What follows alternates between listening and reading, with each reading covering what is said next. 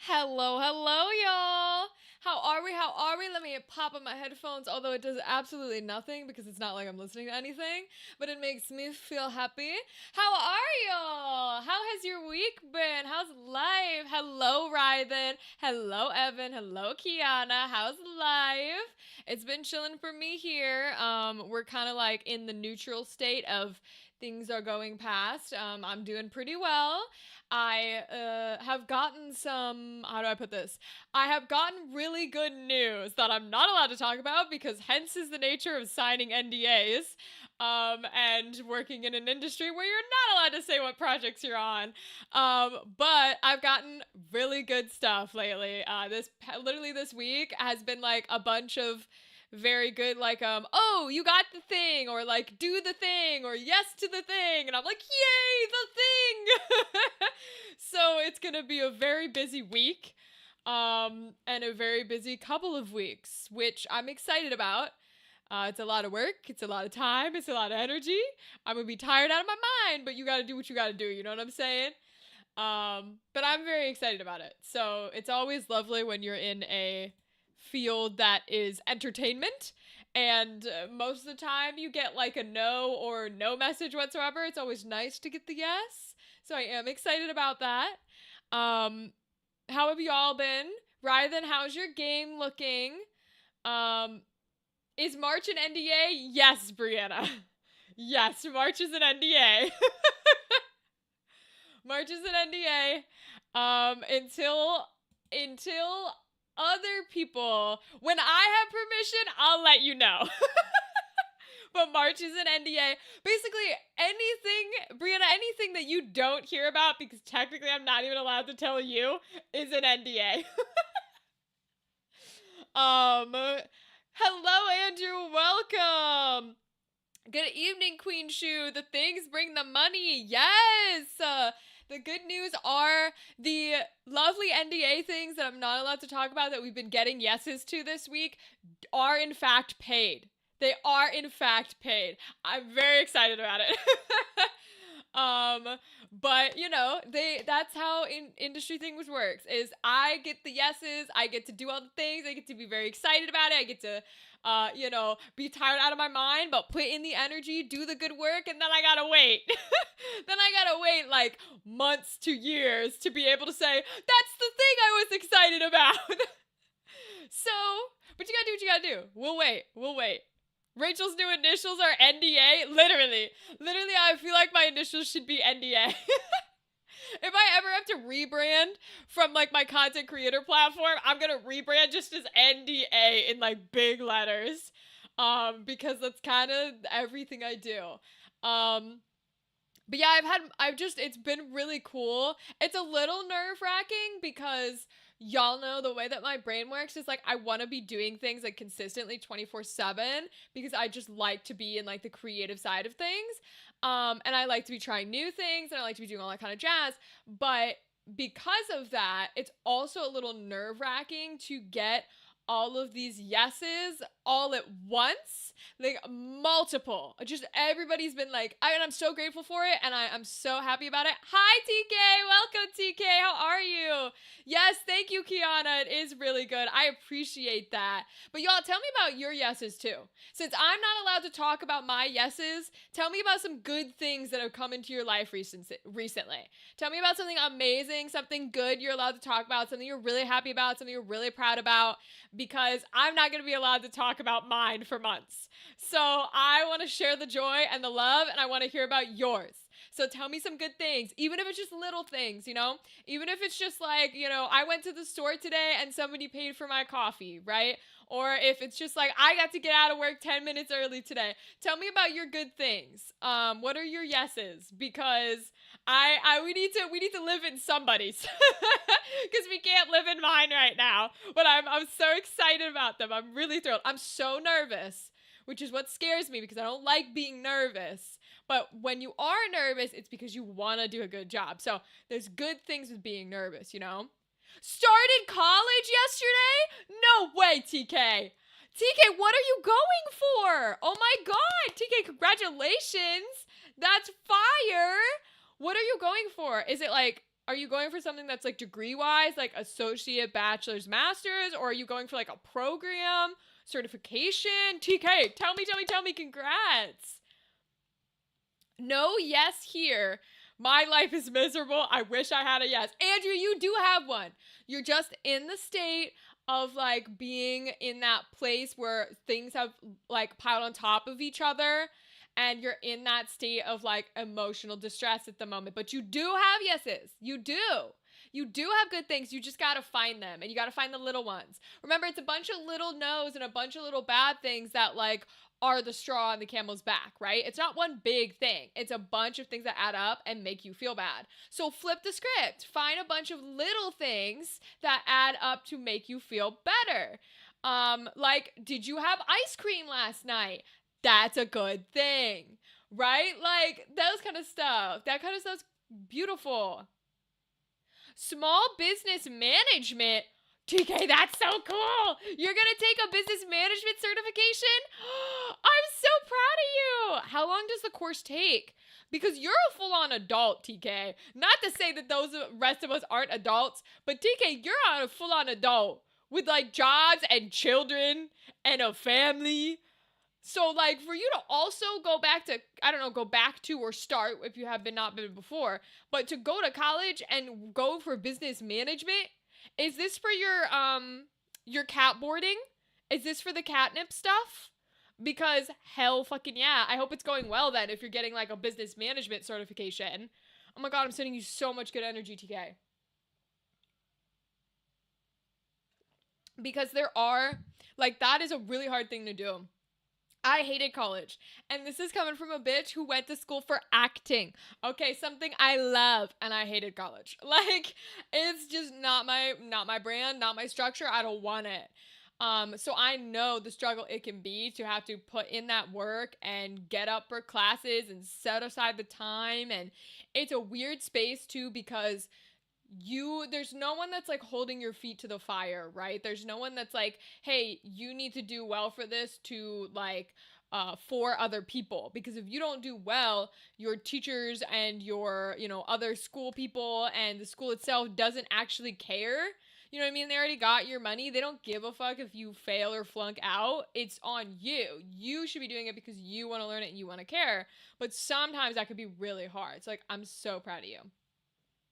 You are a returning student. Okay. And yes, it's for the catnip stuff. Yes, TK. Oh my God. I'm so happy for you. Yo, can you tell me about, I want you to tell me about, TK, if you've got time. If you don't have time, you're more than welcome to lurk, but I'm so glad you hopped in. Can you, because I know you board cats, and I love that you do all the catnip in jazz, can you tell me your, like, funniest cat boarding story? Do you have one yet? Because I'm curious how it goes down. You know what I mean? Because cats, when you get to know them long enough and well enough, they are interesting personalities. Like, dogs are a little bit easier to clearly see the weirdness or the silliness about them. Cats you have to spend a little bit more time with. So, like, do you have any funny stories or, like, silly little things that you had, like, a weird cat or something? Because I'd love to know. 15 credits can do in a year, but I doubled down. I'm also doing accounting? TK! TK! Oh my God, TK, that's fucking crazy. First of all, accounting is a wild one to do because the amount of numbers and math your ass is gonna have to work with, hell fucking no, I don't want that shit. Oh my God, are you kidding me? Lord. Good luck. I assume you like math, but if you don't, double good luck. Because that's gonna be hard as shit. Thank you very much. You're more than welcome. You're more than welcome. And doubling down, like, you're gonna have so much to do, but I know you can. Like, if anybody can, it's gonna be you. You know what I'm saying?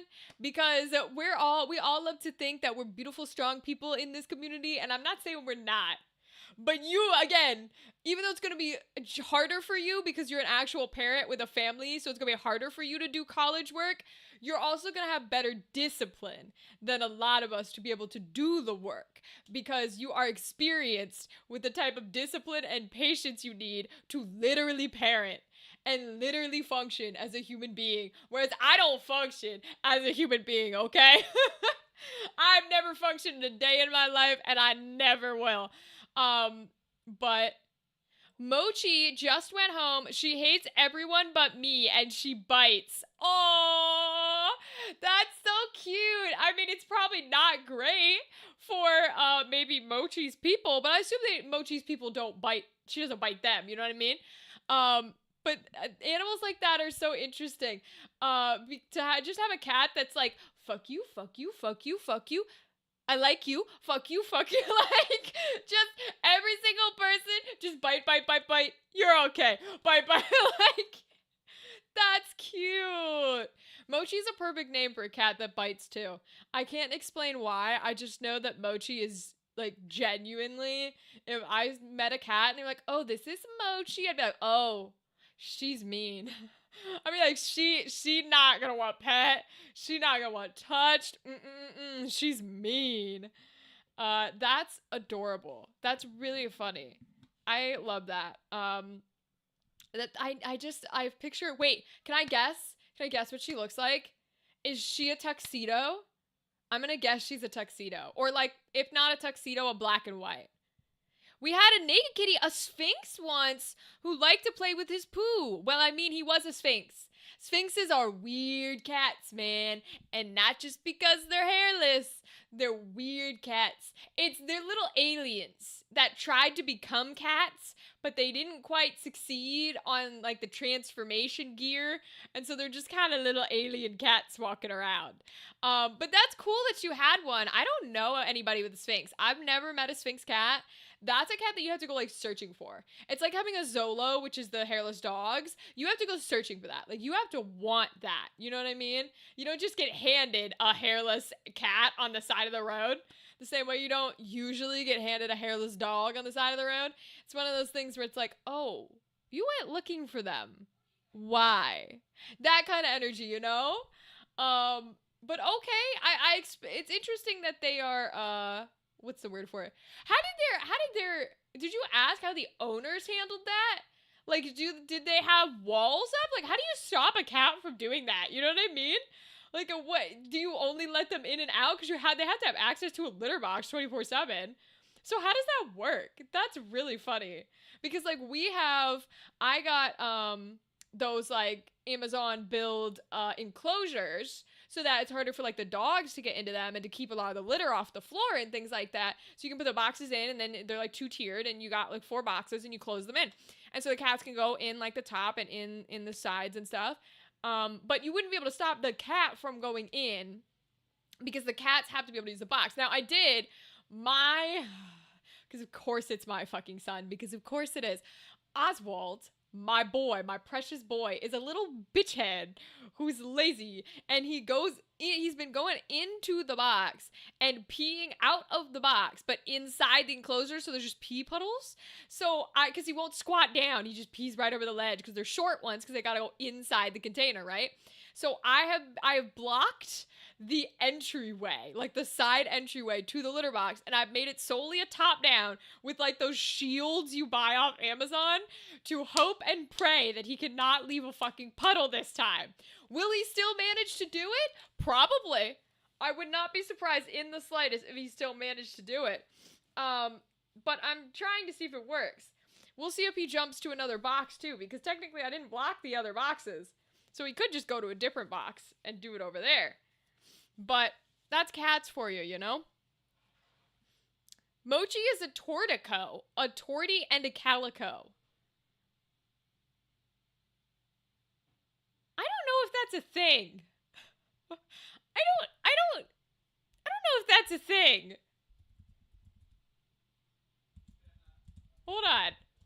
I think he would just be a tortie.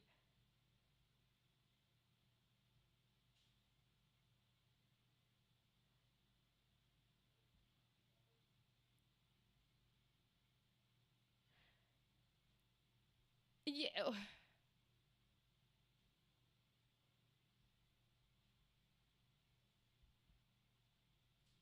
I don't know, TK. I hate to like be the authority. I guess I can't be the authority on cats, but like, and to be fair, they're all mutts, right? Because they're not like dogs where they're like, I mean, some are bred to be a specific way, but nobody just goes, the breeds are associated with color, but not in a way where it's like a black cat is not a breed. You know what I'm saying?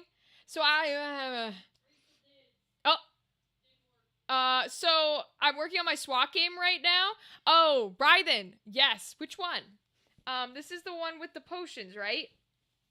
Or do I keep getting them confused? I'm sorry. I know I keep getting them back and forth. No, because you use the SWAT game mechanic in yours to work on the potion thing.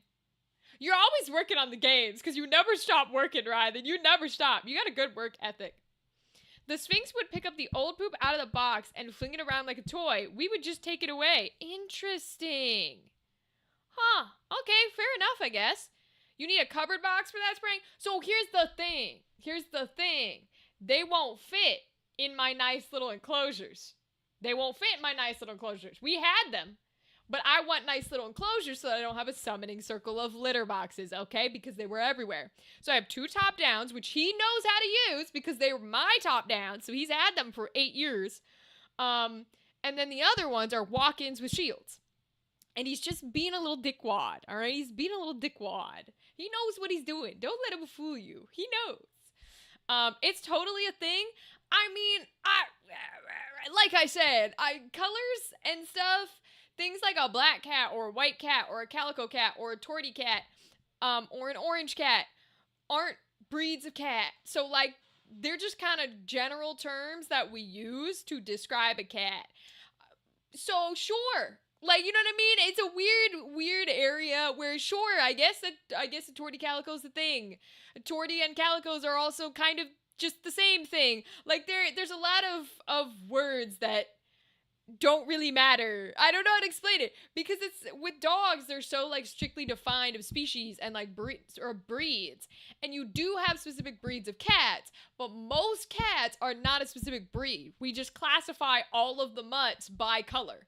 Whereas if we were talking mutts and dogs, you wouldn't classify them by color. You know what I mean? You would say, oh, it's this breed mixed with this breed. But we don't do that in cats. We just say, oh, it's a black cat, it's an orange cat, it's a calico cat, it's a whatever. But in theory, those are all mutts, in quotes. Whereas if it was a dog, you'd be like, oh, it's a a golden whatever mix, right? We wouldn't go, oh, it's a yellow black mix. Like, you know what I mean? So it's a weird thing that we don't do the same on both sides of the category. So yeah, it can be a tortico if you want, because those words mean nothing. You get what I'm saying? I don't know. It's just a weird place. Oh, they do both have potions, but the SWAT game has cute boys. Oh, we love cute boys. Wait, how cute, Ryden? Have you posted them in the Discord? I assume it's real art. I assume you're not out here using AI. Maybe you're not allowed to post it though. We have been talking about NDAs, so maybe don't be posting that in the Discord. Well, it's her markings mostly. She's a tortie with white paws and a white bib. That's a good word for it. Markings. That's a good word for it, TK. We differentiate mutt cats. She's a mutt for sure. Yeah. We differentiate mutt cats by their markings. Whereas for dogs, we don't. So it's an interesting balance of those. Probably because dog breeds are so like tailored to specific ways that humans have bred into them, like work ethics, and we bred for specific traits.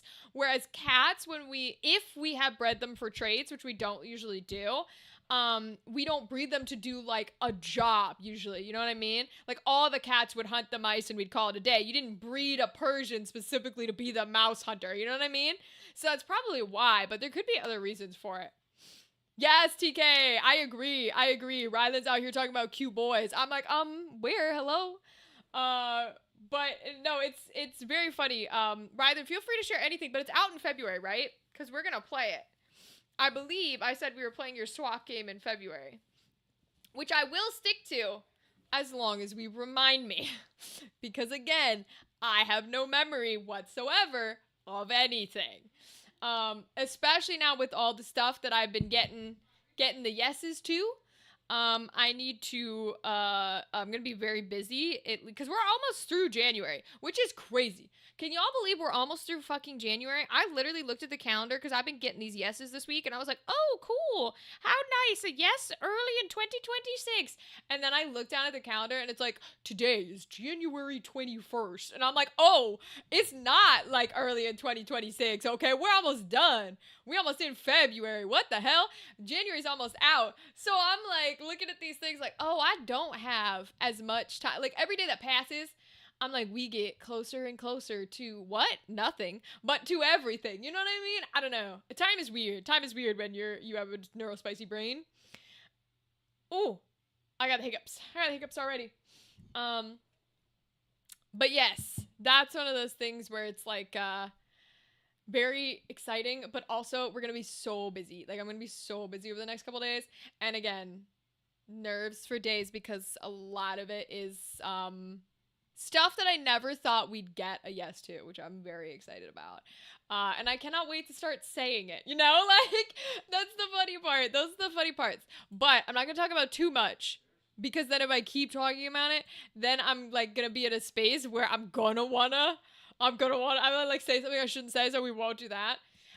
Rachel TK, I'm gonna post a spoiler in the Discord artwork channel. I'll be deleting it soon, so be quick. Well, you can't say that while I'm on live. What, you gonna delete it in 3 hours, Ryden? Come on now. What the hell you mean you gonna delete it quick? You gonna make me get on my phone? You gonna make me open my fucking shit on my phone? Ryden, what are you doing here? As if I'm not gonna hop into the artwork channel. What is this right here? Hold on, I'm looking. Hold on. I'm not going to show it on the screen. Hold on. Oh, they're cute. Are those the cuties on the title? Oh, I just said it's the title. See, this is why I can't talk about too much. This is why I can't talk out loud, because I will say shit. I'm literally like out here being the Tom Holland of Spider-Man. I swear to God. They're so cute. Oh my goodness. They're white with the soft boys. They're so cute. I love that. They kind of look like, what, the theme? Is this theme like, is it meant to be underwater-y? I like that. Is it meant to be, they are the cute boys on the title. Okay. Is it meant to have that feeling because they feel very aquatic? And I don't know how else to express that because I don't want to give away, what you shared. But they feel very aquatic, like aquatic boys. They almost feel like mermaid boys. You know what I mean? Which we do love a mermaid boy. We do love a mermaid boy.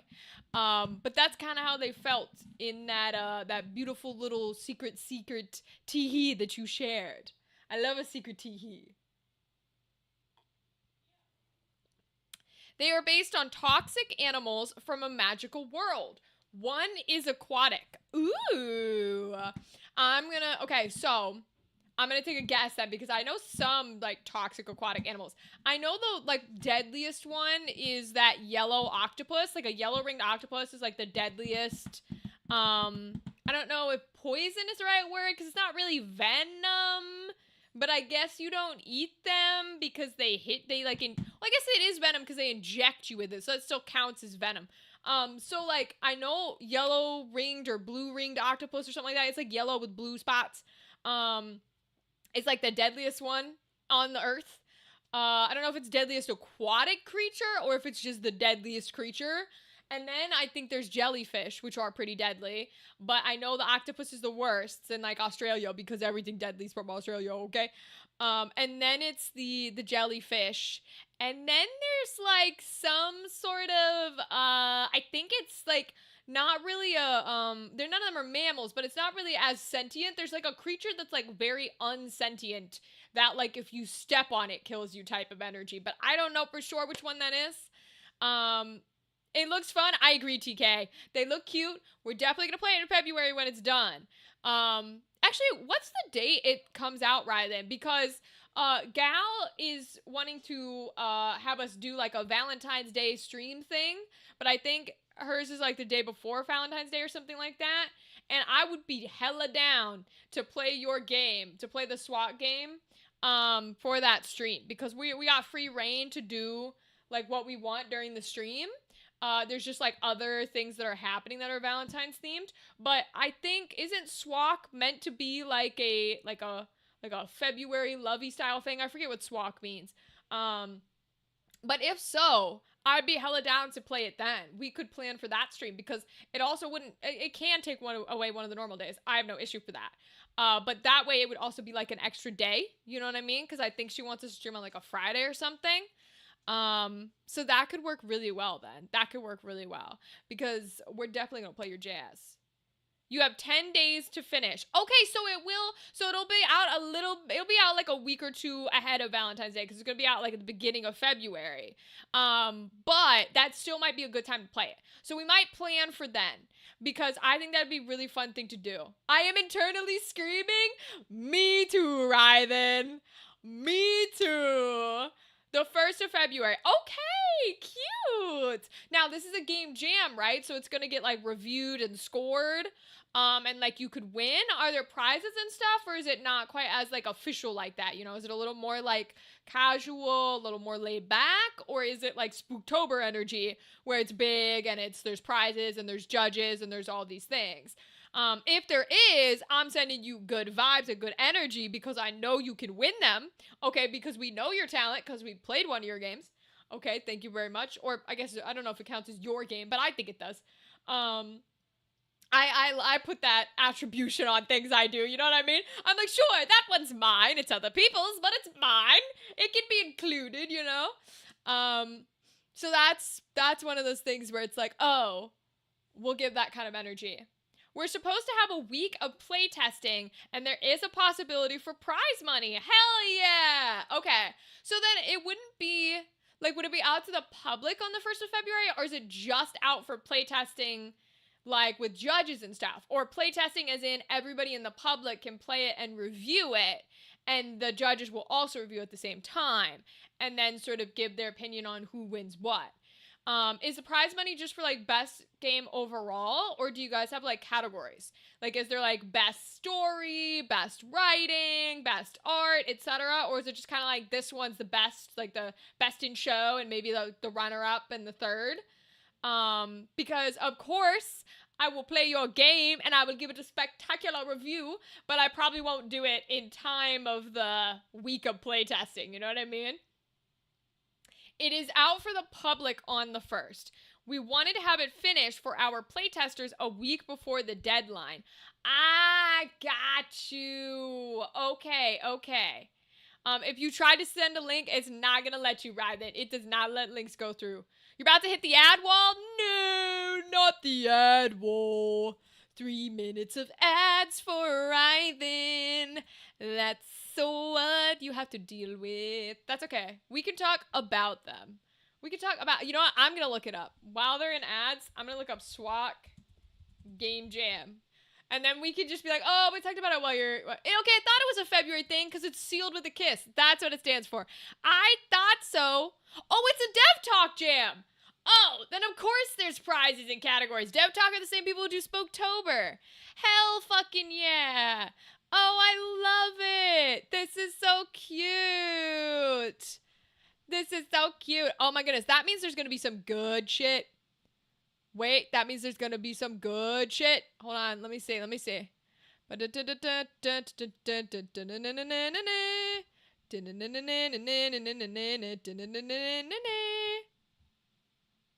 Okay. Submission's due in 10 days. February 1st. Okay. You're back from ads already? Right, then I just Googled it. It's a Dev Talk one. So of course there's gonna be good shit. Dev Talk is the people who run the huge Spooktober thing every year. Which I won in 2022. I think I won in 2021, but I like to do that little flex because it's so funny. It's the only thing under like awards in my resume because you don't get awards as a performer unless you put down crazy shit. So I love having that on my resume because I laugh about it all the time. Because that's the only thing on it. But yeah, so this will definitely be a good one. There's gonna be some good games there. We're gonna have to play a bunch when it comes out. We'll play yours, and then we'll make the rest of that Valentine's Day stream. We'll make the rest of it playing other games from here. Because I think that'll be really cute little showcase. Because we were going to do that with Spooktober games. We were going to play a bunch of Spooktober games on our Halloween stream. But we didn't have time or the energy, you know? Spooktober is a much bigger jam. Yes, but Dev Talk are the people who run it. Yeah, no, Spooktober is the main one. They're the huge one with all the prizes and all the categories and all the jazz. And to double down on how nobody should be impressed that I won in 2021, it was the first year they had the category for best voice actor. And I was one of the people that was in the space. You know what I mean? Like, I still love that performance. I still think it's a beautiful game. I still think we did an excellent job.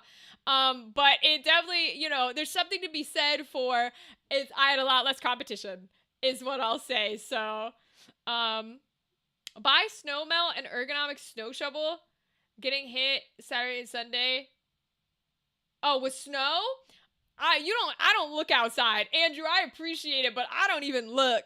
I sit in my comfy little basement and I have so much work to do literally over the next couple of days that I'm barely going to exit my room.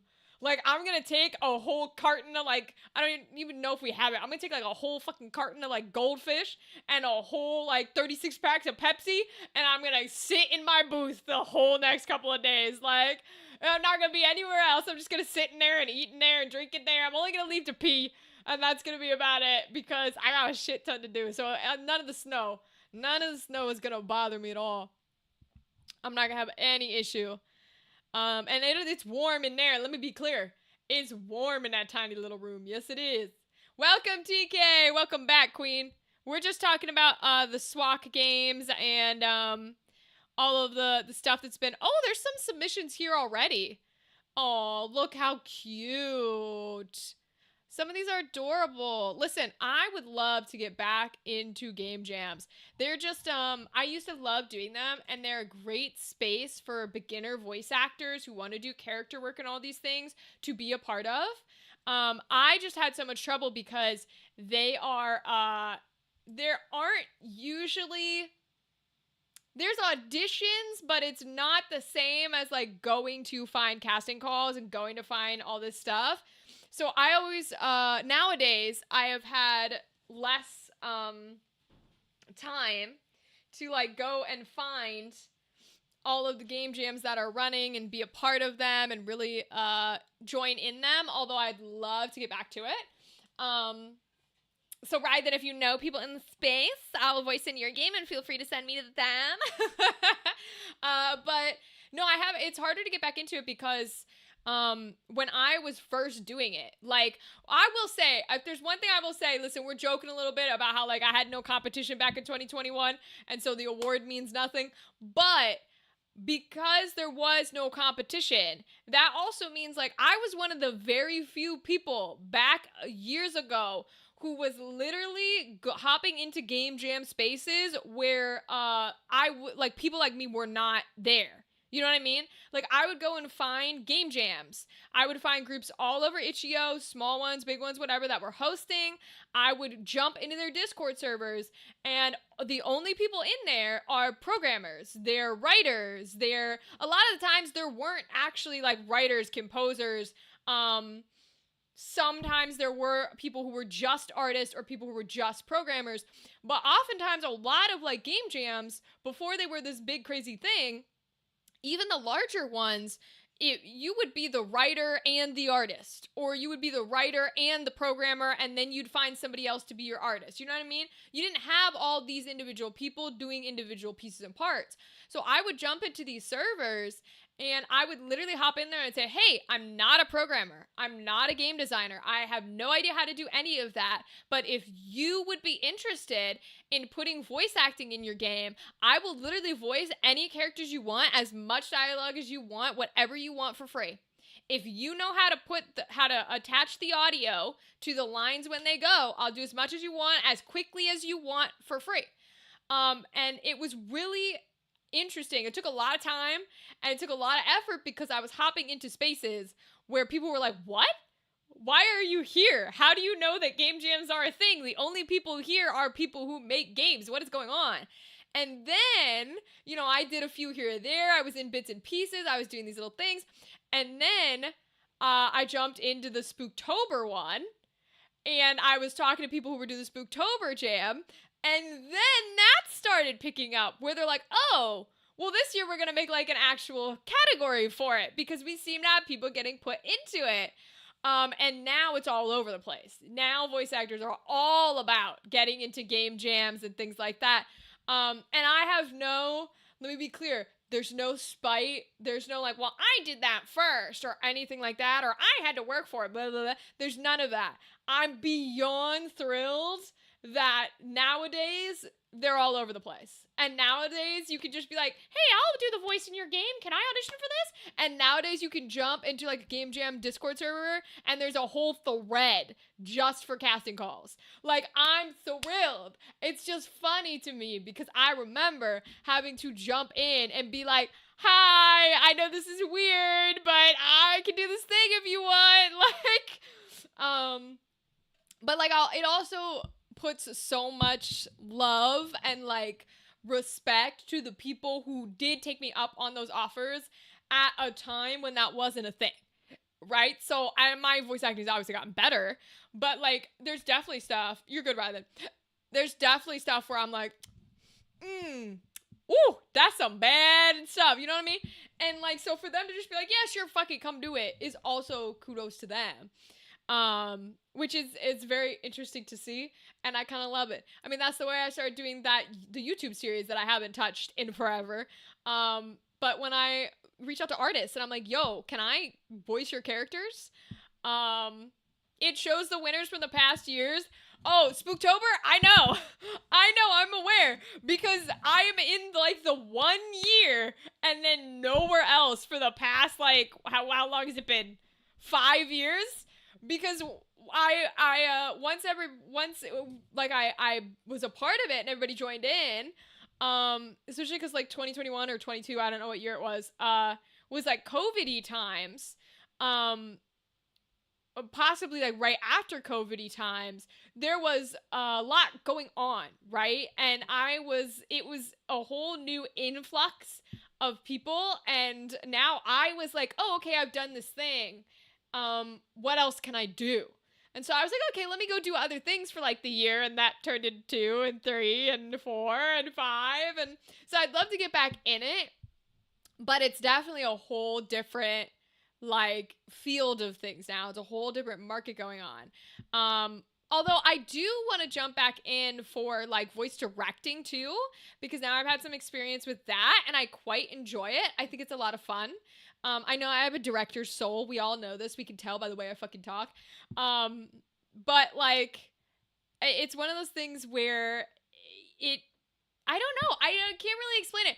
I'm grateful for like the opportunity that I had, but that's one of the few things where like I don't know if you guys experience, but that's one of the few things where I also know I worked for that shit.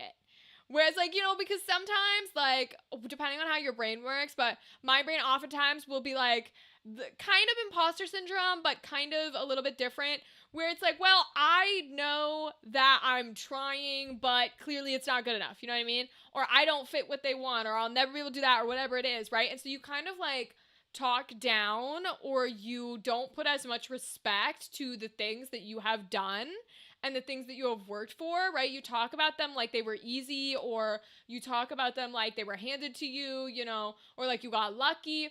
And I do that a bunch, right? With things that like I did work for, or things that like were hard, or things that like were accomplishments. Because that's also a lot of what our generation was taught to do, was to like, you need to be humble. Why are you out here talking about how you did this or how you did that? Which is bullshit. But because of that mindset, a lot of things will come across that way where I'm just like, oh, it's whatever. It's like, don't, of course, it's not about me or whatever.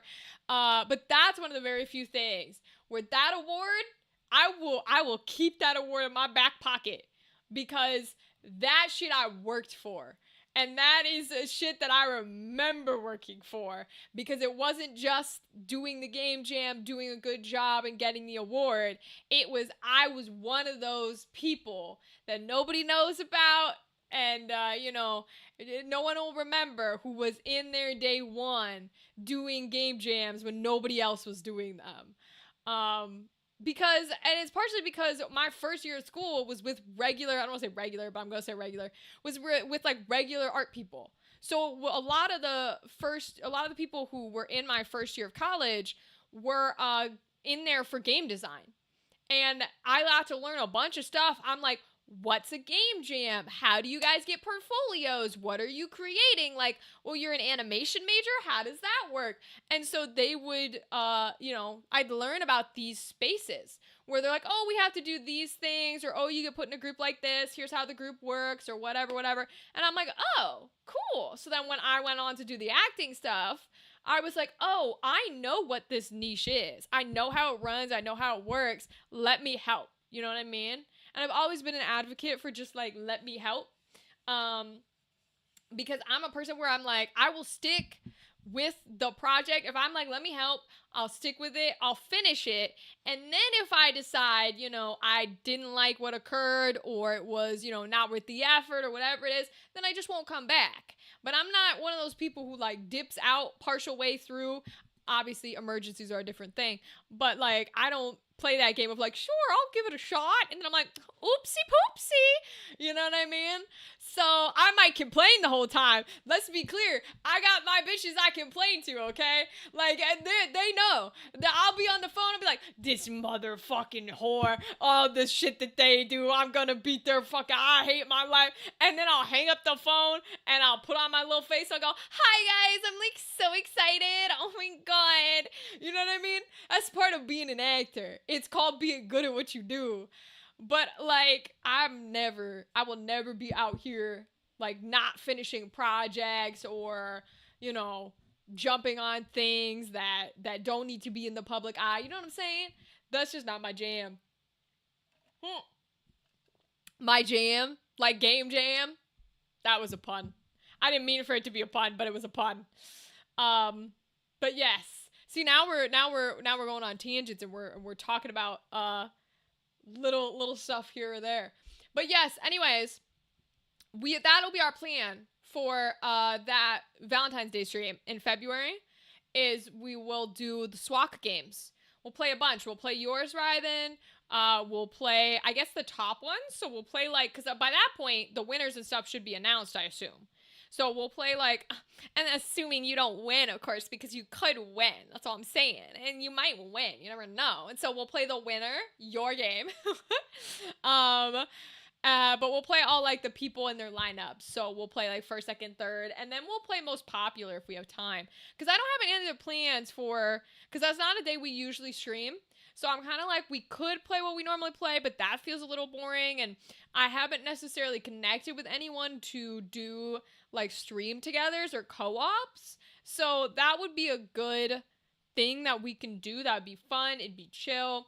And we can play, and it's in theme. Because it's meant to be like Valentine's Day. It's meant to be like lovey-dovey games, right? So we can have cute little romance games. Although when I was looking it up, I did see that it could be cute little romance games, or you could go the other route, which is my baby, which we love so much because that's my shit, which is the toxic shit, right? I saw the little category that was like, oh, the only theme is love. It doesn't have to be good love. I was like, let's go. Valentine's Day is a Saturday? Yes. Gal is planning to do, like, I don't want to tell too much of what she's planning because I don't know how much she said. But Gal has a few of us creators doing a Valentine's Day themed on the Friday. So not on the Saturday on Valentine's Day, but the day before. So we'll, since I'm going to be live that day anyways, and we don't necessarily have a huge plan, that's probably what I'll do, is I'll play those games and get all the, like, the hearts and stuff. Thank you, Brianna. I appreciate that. Because it's not a day we usually stream. So I'm like, all right, cool. Assuming I have nothing to do, right? Assuming that nothing else stops it. But we'll see how it goes. I almost canceled tonight's live stream. Because I was like, ooh. I might have to do other things. But we're here. I'm going to be tired tomorrow. But we're here. That's okay. And we're going to see how it goes. But yes. So that's what we'll do for the February one on Friday. And then I'll probably be dressed up. I don't have anything. I don't think I have a single pink thing in my closet. That's a lie. I have a pink bra. I have like a neon pink bra, but technically I'm not allowed to wear that on Twitch. We'll see. I don't think I have enough viewers for them to clock me, but technically I'm not. But I don't think I have anything else that's pink. I own like brown, I own white, I do own roses. I own that crop top with like the red roses, so I can wear that. But everything else I think is black because that's all I wear, because that's all I ever want to wear. Thank you. But I'll dress up because I know we're gonna do like the ooh wooiness. I'll see if I can. I don't have blush, so I can't go full ooh woo, but I can do like pink eyes and stuff, and I can do like little heart designs, and I think I still have red lipstick, so I can do little like red heart lips. We'll go ooh wooify it. Check my closet. Ooh, yeah, I'll raid Brianna's closet. Brianna might have some shit I can wear for Valentine's Day, because we're gonna go girly girl. Date everything Valentine's Day special. Ooh, Andrew, that's a good idea. For reasons I'm not allowed to talk about. But that's a good idea. Huh, I'm gonna write that one down, actually. That's a good idea, Andrew. Thank you. Da da da da da da da da da da. 76 trombones hit the counterpoint. I'm writing it down. Hold on. Date everything. Valentine's Day special. Okay, cool. Yeah, woohoo indeed. Very woohoo. I literally cannot talk about that one. I'm not even going to say anything. But I do think it would be fun to pop back on to Date Everything for Valentine's Day, because that is kind of its whole genre, you know? Maybe we'll take the month of February and we'll go back to Date Everything, and we'll get all the characters that we haven't gotten, and we'll see if we can beat Jean-Luc Pissoir's rap. Jean-Luc Pissoir's rap. I love how my French is like a gruff fucking, I don't know, like a gruff Italian man. I'm just like, Jean-Luc Pissoir. Like, what the fuck accent is that, dude? So maybe February will become a date everything month. I said yes to that, but I'm not sure what it is. TK, you can ask Gal, but as far as I know, all we need to do is be live on the Friday before Valentine's Day. There's no actual like event, there's no game that we're playing. But TK, if you're gonna do it and you want to collab, you're more than welcome to join me to play some of the SWAC games, like to play Ryden's game. If you want to come on and you want to do the visual novels with me, you're more than welcome to. I don't know the exact time I'll be live yet, but like, hell yeah, people can pop in and out because they're just like little games, right? So they'll just be visual novels and you can read some of the characters and I'll read some of the characters. That'd be cute. What would a box of chocolates sound like? Ooh. Well, I can't do the accent, but I think chocolate would have to be someone from like Sweden or Belgian, you know what I mean? Because that's where the good chocolate's from. So I feel like they would have to be from that area, and like something to do with that culture because that's the good chocolate. And maybe they're like a little, they could be snooty about it. They could be snooty about it where they're a little bit like, well, I'm the something percent cacao. You know what I mean? But you never know because some chocolate, and then maybe they're like triplets or something where there's a milk chocolate, there's a dark chocolate, and there's a third one. Oh my God. White chocolate's not actually chocolate. So maybe that's, maybe they're just twins. But like, that'd be funny if cause they could, be another duo one where they're like, oh, well, I'm the better chocolate or I'm the better chocolate. That could be funny. And then if they have like a triplet, maybe the triplet's like the adopted sibling and they're like, I'm good too. You know what I mean? Like, that'd be funny. Sure. Awesome, TK. Okay. I think I have it written in my calendar because I gave Gal the purple color, I think. Yes, I did. Okay, so I'll put a little note that says TK might join. So many things are happening. I'm excited. TK might join for some SWAC games.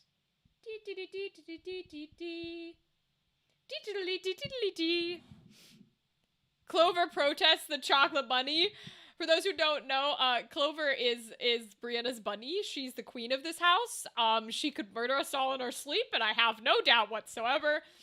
She just chooses to stay. The joke we say is, Clover's in a cage for your sake, not for hers. And so, like, so she runs the home. Apparently, she does not want chocolate bunnies, so there can be no chocolate bunnies in Date Everything.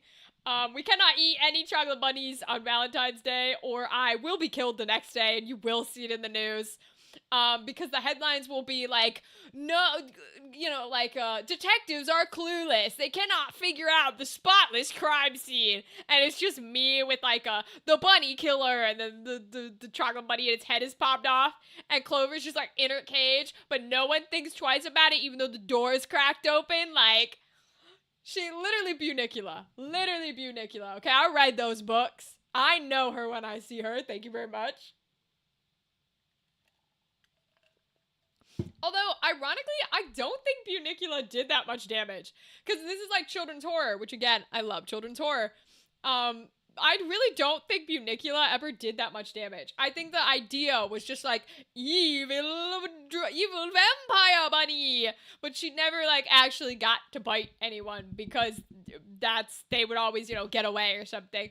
And I don't remember if it was people with the vampire bunny or if it was animals with the vampire bunny. I genuinely do not remember. I know I read those. I read Captain Underpants, which I also don't remember anything about, but I liked Captain Underpants because you could do the quick flips with the pages. So there was Bunicula, there was Captain Underpants, and I didn't read too much because y'all know I'm not a big reader unless it's some old-timey, misogynistic books.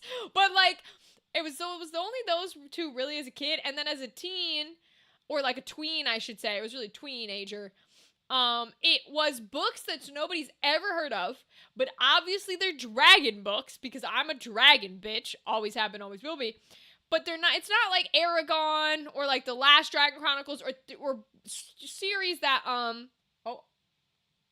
we good? Oh, I'm shiny. Okay. Or dragon series that people read as a kid or knew about or know about, like are big popular. I read one which I think is The Last Dragon, but I always, every time I think about this series, I have to Google it. I'm gonna Google it. Let's see. It's The Last Dragon Chronicles.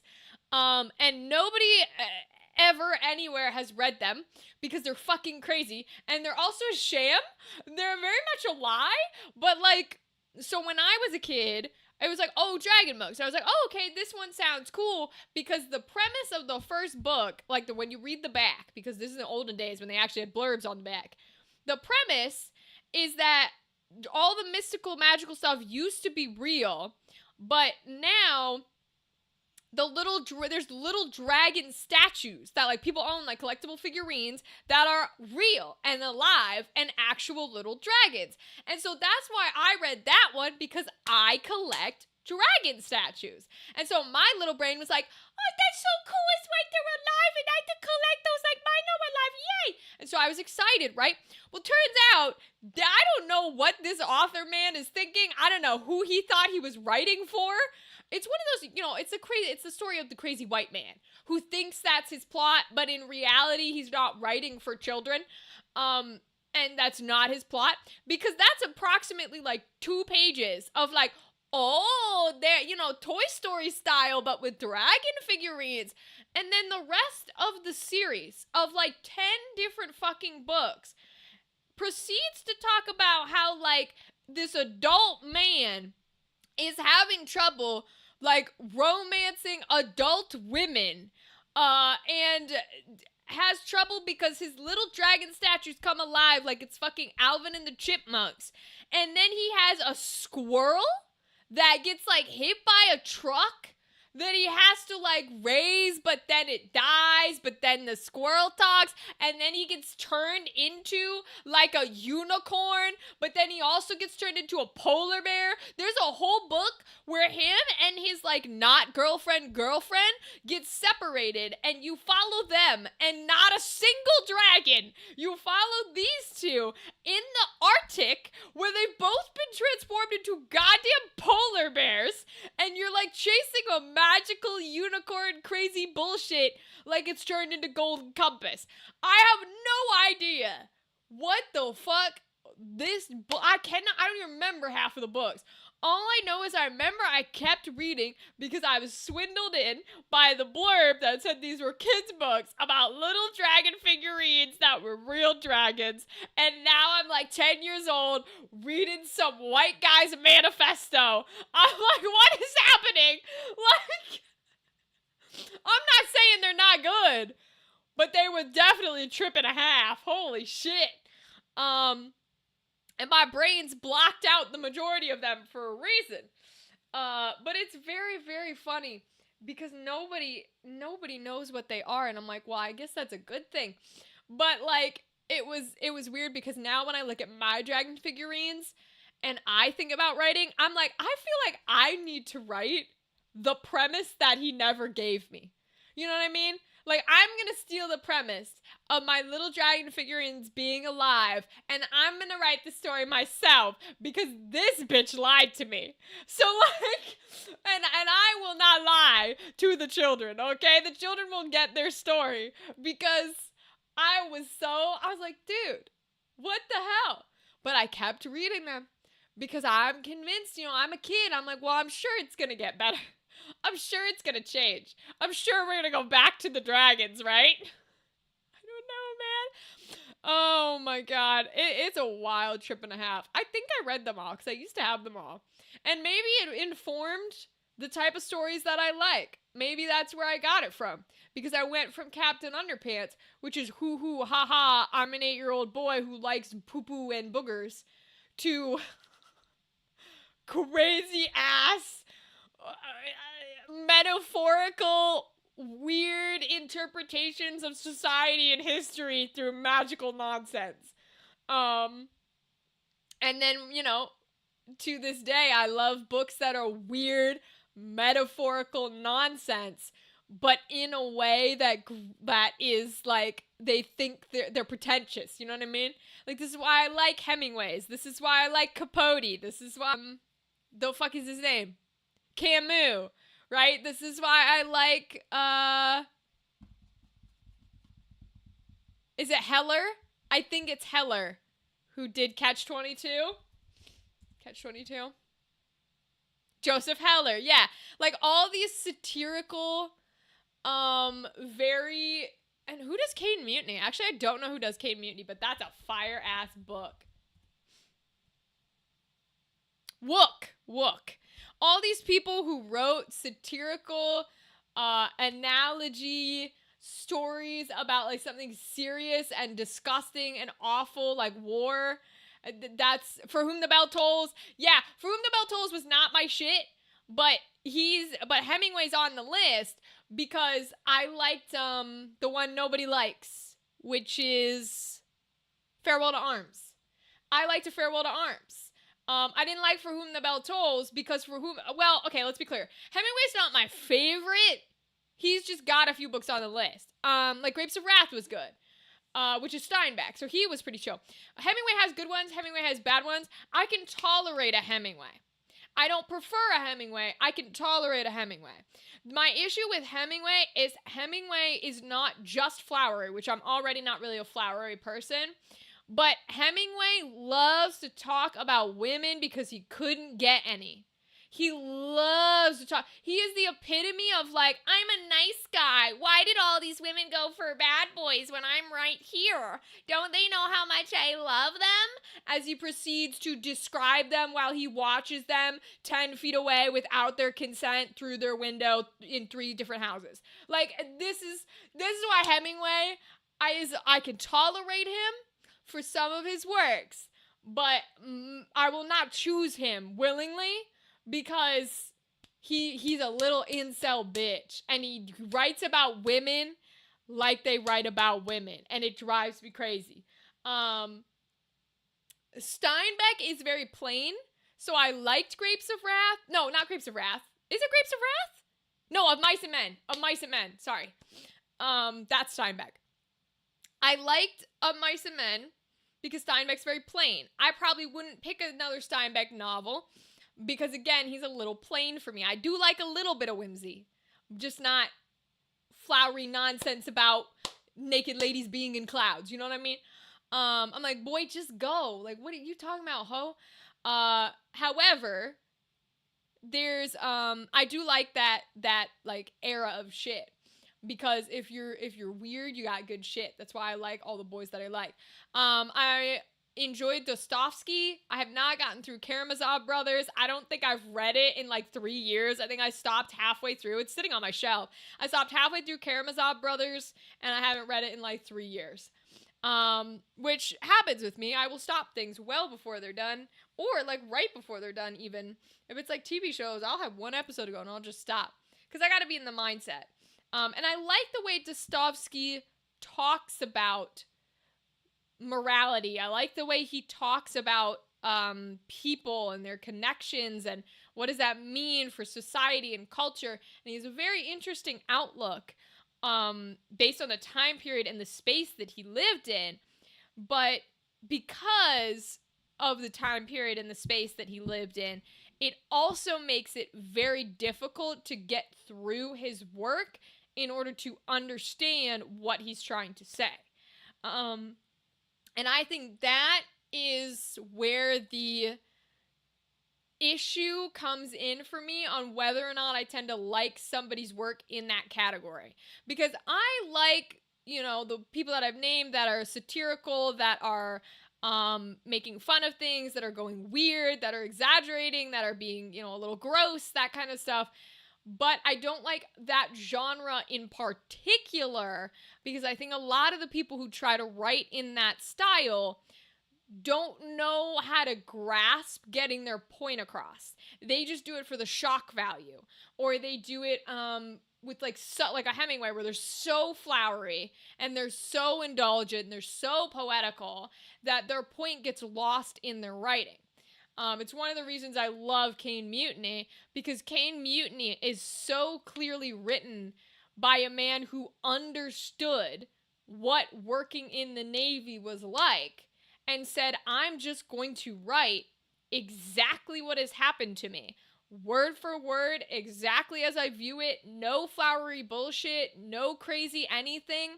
But every time something has occurred that somehow made sense to the people around me, I'm going to make it as stupid as possible, because I feel like I'm an outsider looking in, and everybody else is seeing this man threaten a whole Navy bomb discovering warship about a goddamn strawberry. And here's what happened. Here's plain language. Here's exactly what they do on routine. Here are the strawberries. Here's where they were. Here's what he said. Here's did the thing. And yet you understand that the point he's trying to get across, because we are laymen reading about an insular, like isolated community who has an entirely different way of thinking. And when you are insulated and isolated like that, you will see things and understand things and interpret things so differently. So we understand through his view of writing this way, because we're not in that niche and that group, we're looking at it, an outsider, with such plain language of like, how do these people not understand that you should not be getting an entire warship killed over a strawberry? What? And that's why his writing is like so good in this weird, gross genre of like metaphors and philosophy and stuff. That's why I really, really like Caine Mutiny. It's another reason why I really like Catch-22. Catch-22 is it up there? I like Caine Mutiny. I think it is. I think Catch-20. I say Caine Mutiny, Stranger, and I think Catch-22 are my top 3, but I could have a third. No, In Cold Blood's my top 3. Catch-22 is like 4. I love Catch-22, but Caine Mutiny for me beat it. But that's why Catch-22 is there too, because Catch-22 is closer in the top, because it has this like, now he's a lot crazier for the way that he writes. He's a way more fantastical in nature. He kind of goes, but he does the same thing that Wook does for Caine Mutiny, where it's a look at military endeavors from an outside perspective with very plain language that doesn't make sense. But it makes sense to those people that are in it, but it doesn't make sense to anybody reading. So it really creates this amazing look about his point of the damage that the military and the militia can do to people. And also just the insight of looking into different viewpoints.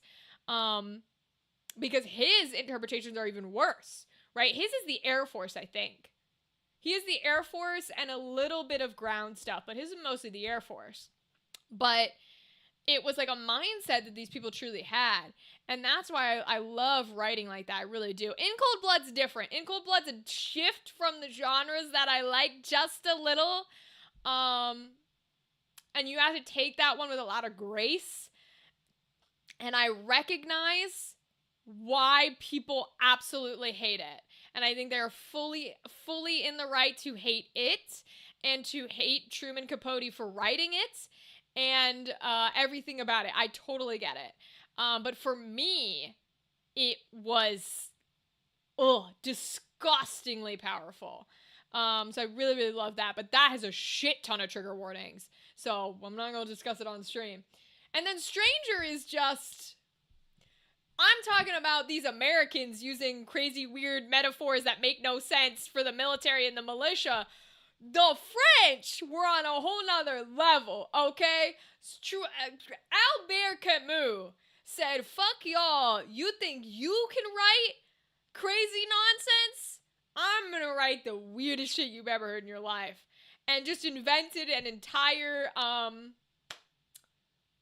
movement. He's literally like one of the, I guess founder maybe isn't the right word, but he's one of the keystones of, oh my god, what's the term? I'm losing it. I'm talking about literature now and I'm losing it, because I love this weird niche of literature. Oh no. Existentialism. He's a keystone of existentialism. He's one of like the founders of it. So his book, for people who are not into this mind-numbing, make you want to vomit style of stories, is a really, like, not a hard read, but an angering read. Because something like Catch-22 is a hard read. Caine Mutiny is a hard read. In Cold Blood is a nasty read, where I would not recommend it to people. Stranger is not gross, it's not hard, it's not, like, nasty, it's not difficult. It's just, if you don't agree with existentialism, or you do not like existentialism, you will not get through it, because it is so prevalent in its idealism that absolutely nothing matters. That if you don't like that viewpoint, you will hate. You will hate the main character. You will hate the path. You will be so excited when, and obviously spoilers, but like, I don't give a fuck because no one's going to read it. You will be so thrilled for the fact that he gets like executed and, you know, sent to death and all this shit, because you'll hate him. And I personally think it's very hard to get through a book where you hate the main character. It can be done, and it can be done well, case in point, but it can be really hard for people. I love existentialism. So The Stranger is one of my top threes because I fucking love it. The whole book is like everything that I love to talk about and everything I love to deal with. Like, yeah, nothing matters. And it's just, it's a philosopher's dream. I fucking adore it. She took AP English, guys. Can you tell? Literally, that's what's like spewing from me right now is all my AP English. I don't know which ones. We definitely read Stranger in AP English. I chose to read Caine Mutiny. I'm the freak who, so that one's on me. In Cold Blood and Caine Mutiny, which again are my, because I don't have like a top three, they're just all tied for top. I just call them top three. Stranger was AP English.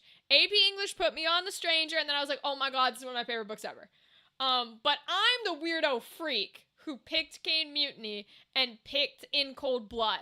Those were not like, you had a list of like 100, and you had to read, 3 of them, I think. 2 of them, I'm not sure. I can only remember those 2, so probably just 2.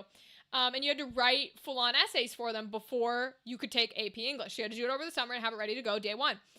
And everybody who was normal and was taking the class simply to have like a 4.0 and get good scores and go to their fancy colleges, did a normal book, like The Great Gatsby. They read like The Great Gatsby.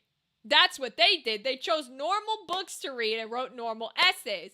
My ass. Hi, Kudo. Welcome. We're talking about literature because Brianna's laughing at me because I'm talking about like AP English books and how like weird shit. You're exhausted today? Well, join us. We'll take it away. I've been talking forever, so you're good. Also, I'm saying, you got what is Grundle? You're gonna have to explain that to me, Kudo. I don't know what that is.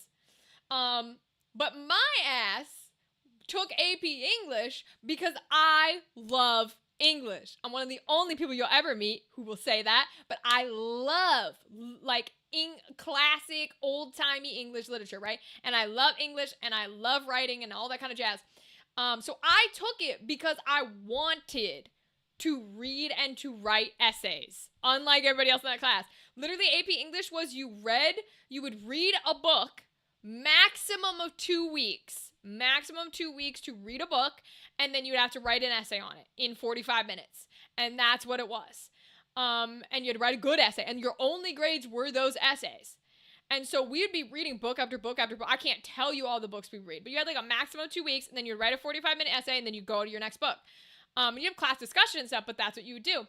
And I loved it. And I wanted to take it because I love that. I love writing. I love being forced to like think about books and think about what they mean and all that jazz. So But everybody for the summer reading picked normal books on the list, like Great Gatsby, like all these books that are like 50 pages long and easy to understand and have been read by hundreds of people. I'm the idiot or the non-idiot, depending on your perspective, who liked the class and was excited for the class and chose to read the 1,000-page Cane Mutiny, okay?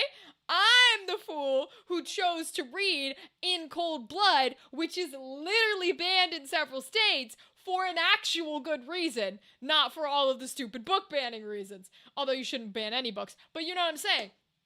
I'm the fool who chose to do that. So the two of my three favorite books are because of me choosing to read complicated nonsense.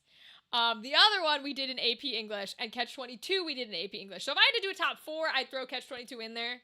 And so two of them would be from AP English. Two of them would be because I chose to read them and evaluate them for the class. But yeah, because The Great Gatsby, I think is boring as shit. It's a whiny little boy. Again, going back to the Hemingway argument. Great Gatsby is a whining little boy who does a bunch of nonsense and wants his perspective to be heard. Shut up. Go jump off the cliff like you should have done when you wrote the book. He's annoying, and that's to the main character, not necessarily the author, but it's dumb. It's the same reason why I didn't like, what's the one they make you read in the normal English is, like the high school boy. No, it's the other one. It's not Fahrenheit 451 because I never read that one. It's the other one about this is supposed to be a teen's perspective and everybody really likes it. Oh no, what is it? Gotta go back to homework. Will Lurk, go ahead, TK. Enjoy your homework, I guess, if that's possible. Oh, it's a book from the perspective of the villain from Beowulf. You're telling me Beowulf's not the villain in Beowulf? Isn't Beowulf the villain in Beowulf? But that's interesting. I didn't know that exists, Kudo. Is it good? Did you enjoy it? What's the fucking Catcher in the Rye? I didn't care for Catcher in the Rye. Because Catcher in the Rye, just like The Great Gatsby, is an annoying little boy whining about his life. Shut the fuck up, bro. I don't give a shit. Oh, but it's relatable to teenagers and their struggle. Maybe it's relatable to a white boy from the 40s. It ain't relatable to me. Alright? It was so annoying. I was like, I don't care for, The Catcher in the Rye and all the stuff they make you read. It was fucked up. Oh, interesting. We love a fucked up book. Grendel and his mom are the bad guys in Beowulf. What am I thinking of? I must have never read Beowulf. What did I read? Is there a similar one? Because isn't that an epic? I really didn't read too many epics. Beowulf. They were also not my jam. I don't like the Odyssey. I don't like the Iliad. I don't like any of the epics. They're not my shit. Yeah, it's an epic poem. A hero who fights monsters, Grendel, Grendel's mother, and a dragon, and becomes king. Oh, okay. All right, fair enough. So it's a very classic fight the monsters and fight the dragon and win the day. All right, fair enough. Cool. I mean, that's one of those things where that's very Wicked energy, where it's oh, what if the perspective was from the villain, right? The Maleficent movies. What would it be like? Which is an interesting take. I'll give credit where credit's due. It's a very interesting take. I was an English major. It was required. Yeah, no thanks. No thanks. Hey, I have no interest in all that. That's what I'm talking about, books from AP English and stuff. I like a lot of them, but epics are not my thing. I never enjoyed epics. They were just... I think it's because the time period of the era... Well, this isn't true. We, in America, are mostly required to read and to indulge in Western literature. When someone makes you read a classic, it means an old white man from Greece or Rome or England or Wales or Scotland or Ireland, right? There's so many, and all of those territories wrote very similarly for the time period that you're reading from because they were having very similar time periods. And so to me, a lot of the epics are really fucking boring because they're all exactly the same. Obviously the Old English epics. But they're like even the Greek, the Roman, the the tragedies and stuff like that, they're all very similar, and they write in a style that isn't entertaining to me. They write in a very like dramatic-y, poem-y kind of rhythmic style. I'm not a rhythmic girly. That part's personal preference, but okay, now I'm really gonna alert. Go ahead, TK. The villain like art a woman, super fucked. Yeah, it happens a lot in old literature, right? Where that's kind of the thing. It happens in all literature, and that's part of what I'm talking about when I'm talking about Kudo. Before you stepped in, I was talking about how I like sort of the satirical metaphor-ish genre. Like there's a lot of not early American, but like mid-American writers who would write, or sometimes Russian, sometimes like British, who would write in this style of, I'm going to take the littlest thing and I'm going to use the craziest metaphor for it, and I'm going to talk about serious topics like rape or like murder or like whatever. What's disgusting? Crime and Punishment, right? Crime and Punishment is an interesting take on that, which I really liked. Again, I was reading Karamazov Brothers for a while, but there's a line in those that I think is subjective, but there is a line of, you can do that, but you have to be careful. There's a difference between, I'm doing this for the shock value and I'm doing this because it means something. And personally, I am not really about the shock value. It's not really my thing. There are some things I like that have a shock value where it's clearly just there to go, oh, isn't this bad?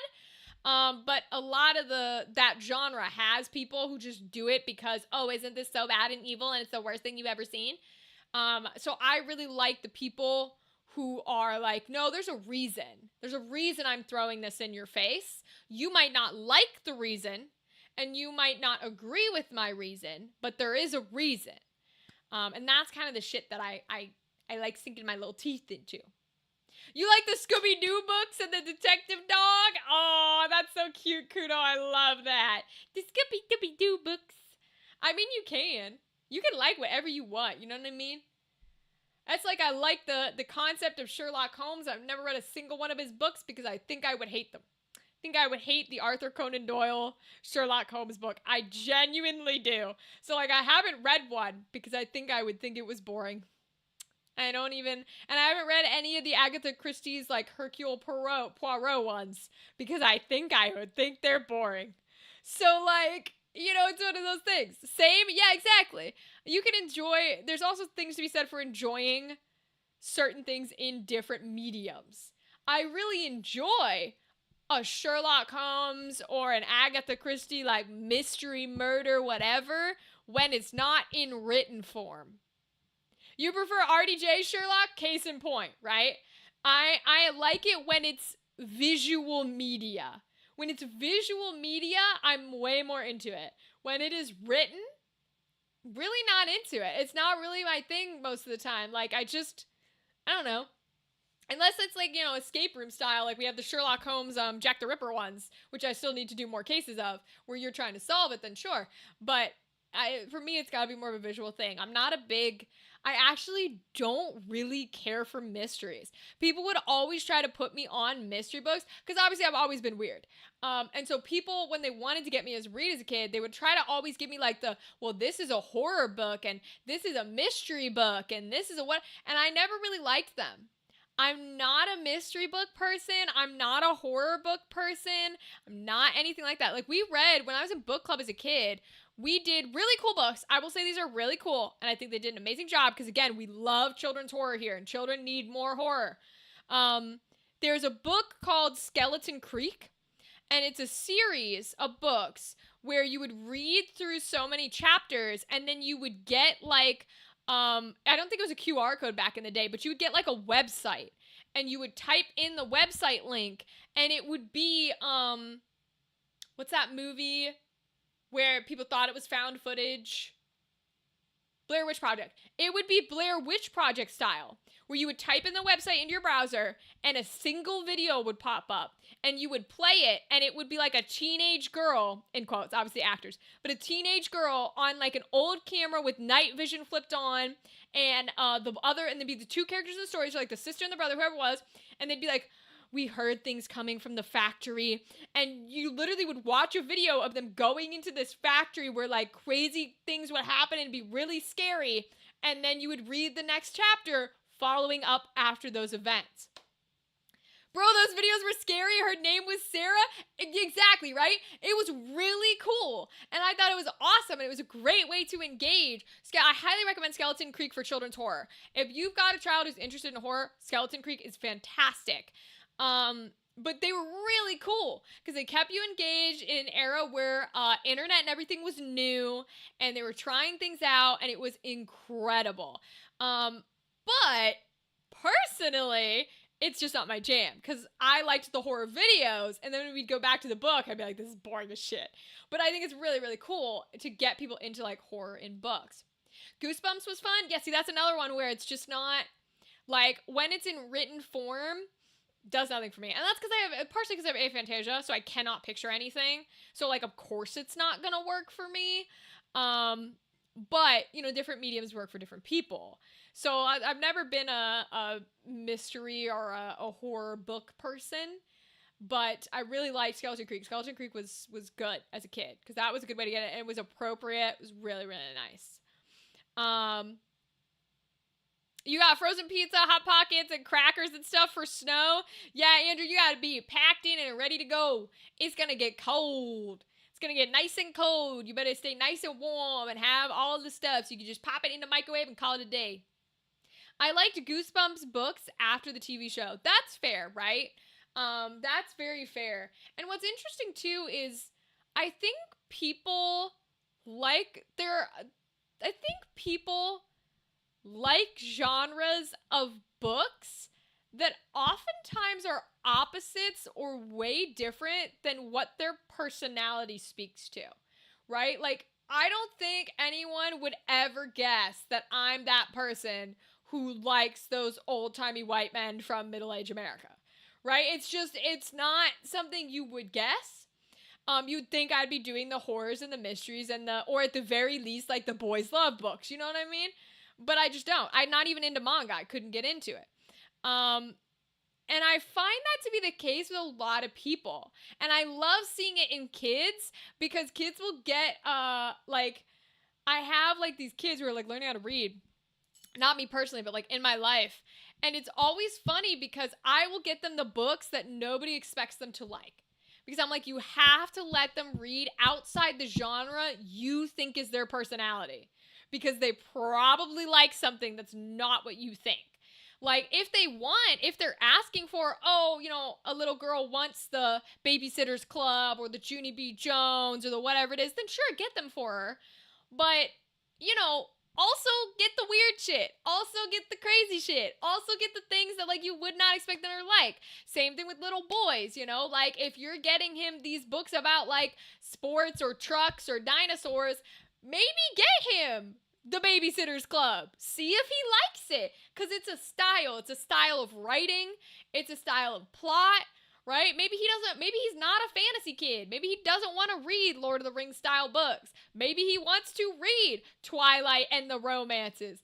You know what I mean? So, like, I'm always very careful to I will say it's nice that people ain't gonna like this. It's nice that parents who wouldn't want their kids reading things like that don't pay enough attention to their children. And that's a horrible thing to say, but it's the truth because it means I can go, I know that if I told your parent that this was a girly book and I'm handing it to you, a boy, that they wouldn't let you read it. But I also know that your parents not going to do enough research into this book I'm handing you, so you can read the girly book, and if you like it, that's going to be a beautiful thing for you to have. You know what I mean? It's like, you gotta be the support system where you can. And sometimes that means giving them books. Like, I am number 4? Exactly, right? Like, I know plenty of girls who were into, like, Maximum Rider. I am number 4. All these, like, Tron. Like, all these male-led, male protagonist action books that no one in their, like, no parent would have let them read. But they didn't do the research, thank God. And there were plenty of boys who were into, like, the other side of it, like Golden Compass and Guardians of Gahul or Warrior Cats, right? And I'm like, let them have their shit. This is how they explore. But they're really good. You never really know what's there until you read it. Yeah. But that's one of them. Boy, all the I am number 4s, the old stuff. Whew. Like I said, I did not read much as a kid. I don't remember anything besides the dragons. Rachel calling out all my books. I have to call out your books because I didn't read. I don't like reading.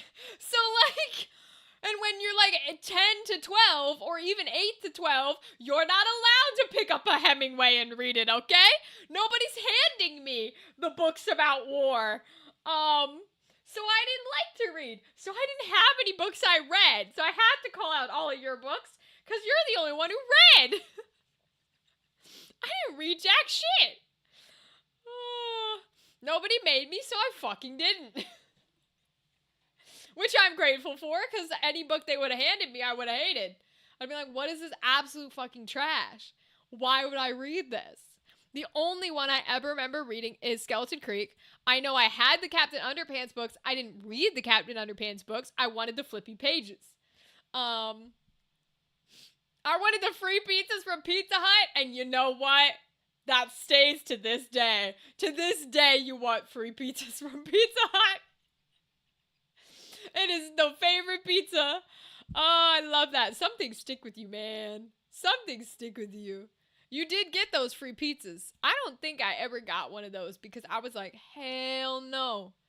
Absolutely not. I ain't read enough to get that much shit. I legitimately could not tell you. Besides the weird-ass dragon books I shouldn't have been reading, and I think one lesbian manga about vampires that I got through like a single manga on before I went, this is boring, and put it away.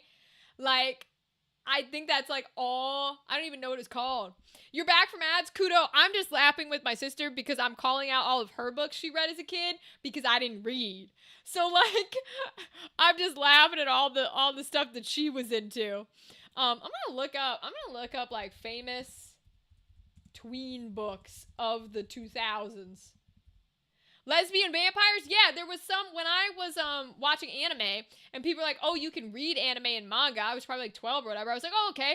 And I went to the manga side and I found a vampire one and I was like, cool. And I didn't check it out. I read the entire first manga book, which because they're short, right, in the library, and it was just like lesbian vampires. Like, just fucking and shit. And I was like, this is boring. And I put it back. Like, it's not even a joke. I didn't do, because asexual here, but like, I literally read it and I was like, this is boring as shit. They ain't doing anything vampire. And so I put it back on the shelf. I have no idea what it was called to this day. I really don't know. Otherwise I'd tell you, because it's probably a good book. But like, I don't fucking know. I genuinely have no idea. It was like, oh, not the Matildas and stuff. Yeah, I never liked Matilda or any of that. No, it was a manga. No, it was a manga. It was a manga. It was not an eroge. I know the difference. It was not an eroge. It was definitely a manga, but like, I don't know the. I don't know. I couldn't even look it up. Like, I legitimately could not look it up. Manga about vampires, I don't know, like 2011 probably, 2012. I don't fucking know. Oh my god, there's so many and they all look exactly the same. I don't think I'd be able to tell you which one it is because they all have the exact same art style. Holy shit. Oh my, they're all the exact same. What the hell? It's not Chibi Vampire, I don't think. It's not Chibi Vampire. Was there explicit drawings? Not in Japan's terms of explicit, no. Not in Japan terms, no. That one doesn't have an English. Identity Crisis? Oh, Jesus. It's giving me Vampire Night, and that's all it wants to give me. I don't think it was Vampire Night. I guess it could have been, because I legitimately do not remember. That's the only one that's coming up for, like, 2011. Vampire Hunter? Rosario, maybe? Could have been that one. That looks like an old vampire one. It could be Rosario. It could be Vampire Night. It could be, I would love to tell you I'd know it when I see it, but I don't know that I would. It's nothing that was like clearly romance, because I wouldn't have picked something that was clearly romance. You know what I mean? Like, it wouldn't be like a vampire dormitory that's popping up. It wouldn't have been Chibi Vampire. It wouldn't have been Pathetic Vampire Life. Like, it would have been something that appeared to be an actual vampire book. I'm scrolling. I don't think it was Vampire Hunter, because that doesn't clock in my brain. What I remember is, like, they were in a castle, and somebody was, like, coming to attack the castle, and then she runs away with her to, like, get away from the castle. It was not Hellsing. It was not Hellsing because I watched the anime of Hellsing. I like the anime of Hellsing, so I did not pick up the manga because I had no interest in reading the manga of a show I'd seen. So it was not Hellsing. All I remember is that they were in some sort of like a mansion or a castle, and some dude had like come in, and he had like an army that was going there to like kill her or something. And she like escapes with whoever the guy was that was trying to kill her. That's legitimately, and then they probably like fuck or something. That legitimately was like the only thing. It's not Seraph of the End. Oof, bro, I feel like I'd have to look at the pages maybe. Or maybe like volume 1? Carmilla? Let me look at Carmilla. Hold on. Is it Carmilla? Let's see. Carmilla manga? Images. No. No, she wasn't this pretty. And that sounds really mean, but she was not this pretty. It was way more like traditional anime ugly, if that makes sense. It was traditional, like, art style. Very traditionally ugly. Fallen Vampire? What's that? Vampires? Vampires. This is so funny that this has become what we're searching for. No, that's a modern day art style. The eyes are too bright, the hair is too fine. I'm talking like it looked like Lelouch. It looked like pointy hair. The really like simple eyes.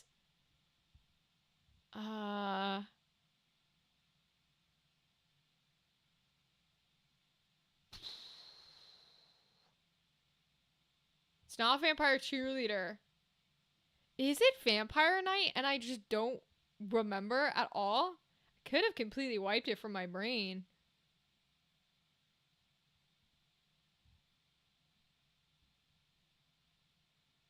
Let me put in 2012, maybe. Maybe 2012 had a different one.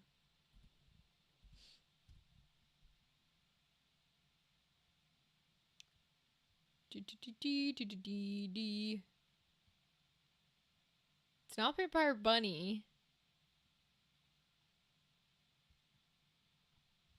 I really don't know. I'd have to like have it in my hands, I think.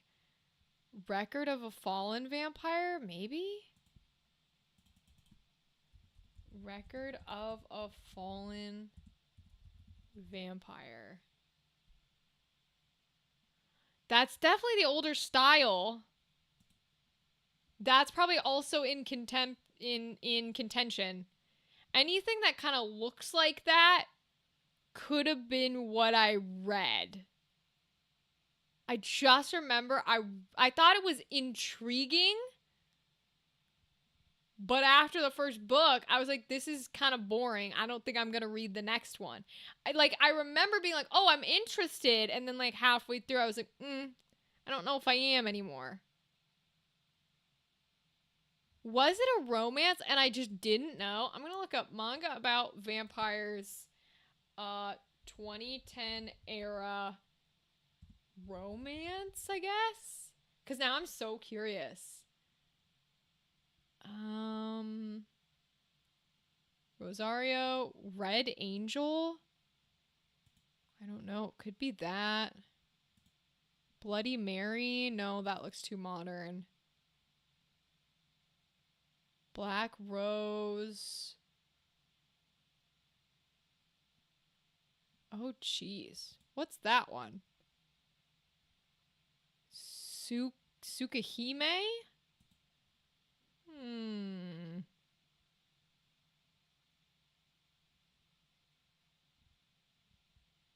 Jeez, we're never gonna find it, are we?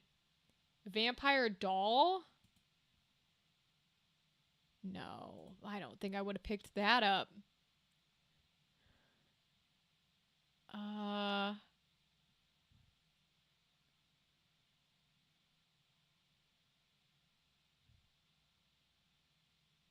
Huh.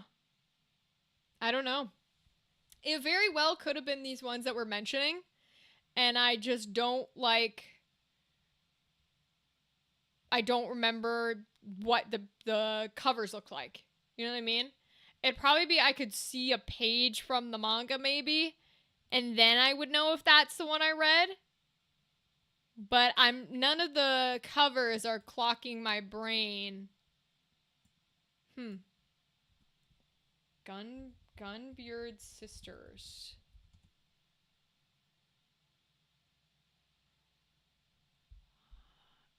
It looks too modern, but that could be on the list because that's got a very similar cover to what they used to do back in the day. I don't think so. But it looks like the back cover looking like that. Because I read these and I read, the only other manga I read was Dead Man Wonderland. Because they didn't finish the show. So I read the manga to finish and learn what happens in the show. Which is probably why I was in a section of manga I shouldn't have been in. Because you should not be reading or watching Dead Man Wonderland at like 11. But that's probably why I was in that category. Vampire.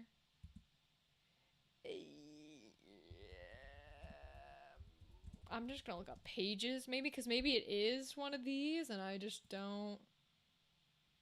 Would I know from a page of the manga? I'm looking at pages now.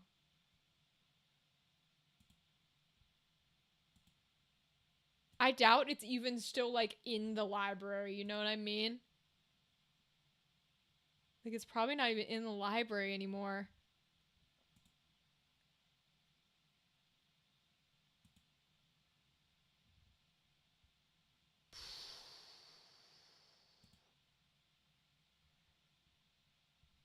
Because the Vampire Knight people are in, like, school clothing. They wouldn't be in school clothing. Because it was not a school. It was fully, like, fantastical.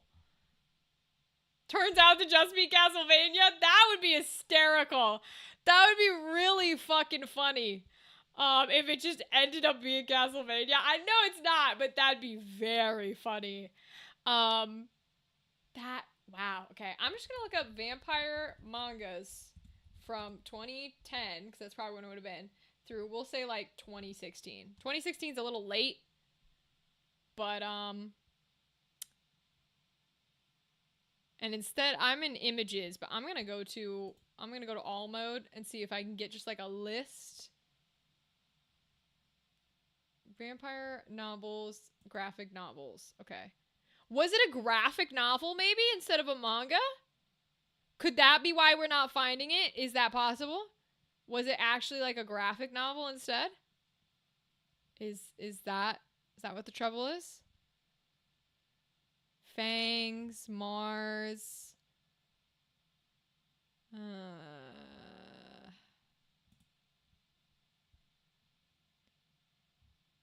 These are modern day ones. It's not modern day. It's like 2011.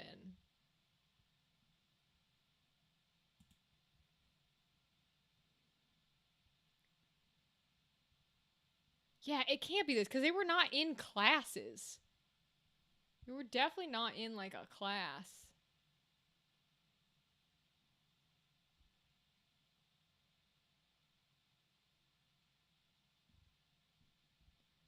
Jeez, dude, I don't know.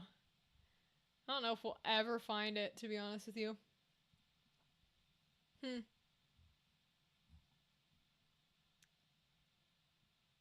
Dang. No, I don't want anime. That's the other thing, is it's giving me, like, animes, which I don't particularly want.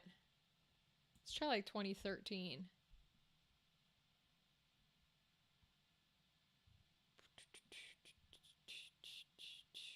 This is so funny that this is what we're looking up right now. There's Blue Exorcist. What year did the Blue Exorcist manga come out? 2011. So I am in the right time frame. Because 2011, 2012 would have been the era that I started watching everything. Because that was Blue Exorcist territory. And Blue Exorcist is one of the first ones I ever watched.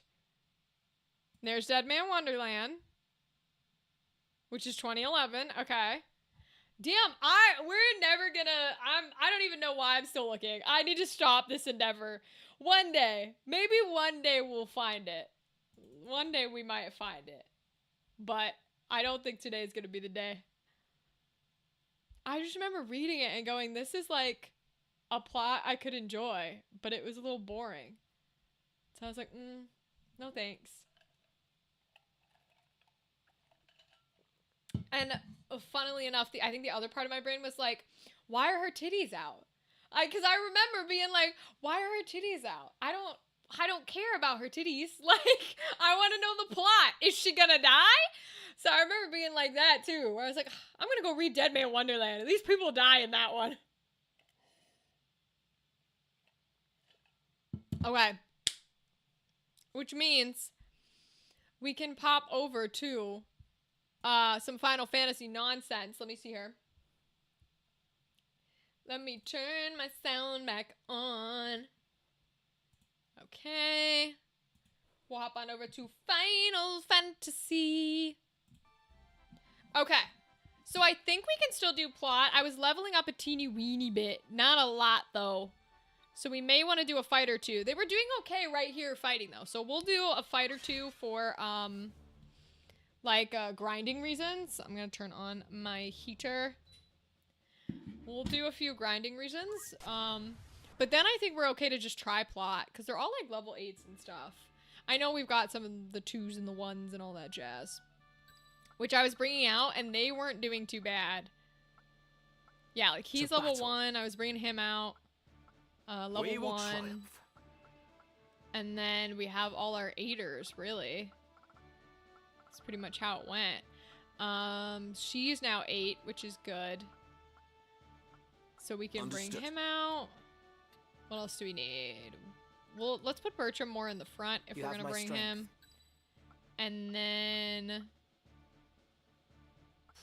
we're gonna take our Mystic on most missions. So we'll bring Round Elf. I think that's enough of... Yeah, we'll try it. This might not be the greatest lineup, because it's possible that the 2 higher levels that we picked don't have enough health to keep everybody else functioning, especially not on a map like this. We'll see. Bring them down here. Submerged. We'll go here. Who do we want to steal the heart of? We'll steal the heart of Robert. Oh, 0% because this game is from the 90s and makes you do the opposite gender. God damn it. I can romance a fucking chicken, but I can't romance a gay dude. Huh, that's how it goes sometimes. Alright.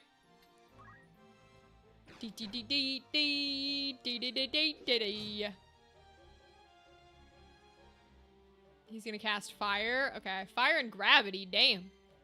Alright, you didn't have to be all about that, but okay. We'll move him over here. Oh, that's right. There's poison in these swamps. There's poison in them there swamps. Let me think. Alright, we're just gonna have him straight attack. Because it'll go after... Oh, he's gotta move. God damn it. Stupid bows! Okay. Because he should still... That dude is... Which one? Let me look at him. 4. So this guy's 10. So as long as we don't go past 10, we should be okay. And it would put us at 7. Okay. So we're gonna go for this guy. My turn, is it? And then Round Elf is a little bit of a weaker archer, but he's still an archer. Well, he's got a 4 on him. He'll go at 6. Okay, so that should kill the guy. I'm dying. There was a merge conflict with one of the devs on the team, and I have to go through 118 files to fix all their changes that are breaking things. Ryden, I'm so sorry. Oh, I'm sending you so much good energy. That's gonna suck balls. And I hope that it goes easy and smooth. Take a deep breath. Take in like a cookie or something with you when you while you do that work. And I'm sending you good vibes, okay? Because that sucks balls. Cloak evasion. Alright, we're gonna move this guy. Ah, he's gonna be submerged. Ah, he's not submerged here. Oh, right, don't have those yet, so we're just going straight attack. Hell yeah. What is he casting? Just for 15? That's fine. Fire? Okay. And gravity again. Alright. We're just gonna get this guy killed, I think, which will be good. And then I'm gonna move him. I don't want him submerged, but I want to move him out so that he can deal some damage to the guys out here. Ooh, KO! Hell yeah. Because that dude's probably going to die to the fire and gravity. Ooh, cloak evasion! Okay, I love that. That's fun. Okay, well he died to the next guy, but still, it means he stayed a target, which is kind of what we want. He's not quite going to be able to hit here, but he can still, like... be a target about it, you know? Come on. What is Robert gonna do? Haste. Okay. Just straight attack from the other guy. Alright. Well, let's get to moving him closer. This is only a submerge 1. So we should still be able to aim here. Ooh, we can't quite reach him, though. Okay. I'm gonna cast Shell, I think, on myself. Or I guess on Emmerich would be the better way of putting it. And then I'm gonna move. This'll do so he gets in Shell as well. He's got a longer bow. That's right, because Emmerich has a short bow. I've forgotten about this. Okay. Haste goes off. It gets both of them. Ooh. Did we get our shells? Nice. Okay, we got both shells, which will protect them a little bit from magic, so that's good. They missed him. Damn. He just getting free attacks left and right, dude. Absolutely, we'll take it. Then we'll try and lure him back here. Oh, Look found at a buried that. item. Cool, vial of ether. Ooh, that's for MP. We don't have any of those yet. Definitely want those fuckers. He's gonna cast Fire. We're gonna have to start moving these guys out so that they can deal some damage here. Does the aim +4 kill him? Yes, it does. Fire probably kills him. Not yet. Okay. That dude, I don't know his name, but he's got some good stuff on him. Can we reach him here? No, we have to be 3 away with Emmerich. I might change Emmerich's weapon because this short bow, the short bow is not my favorite, man. I'm not liking the short bow.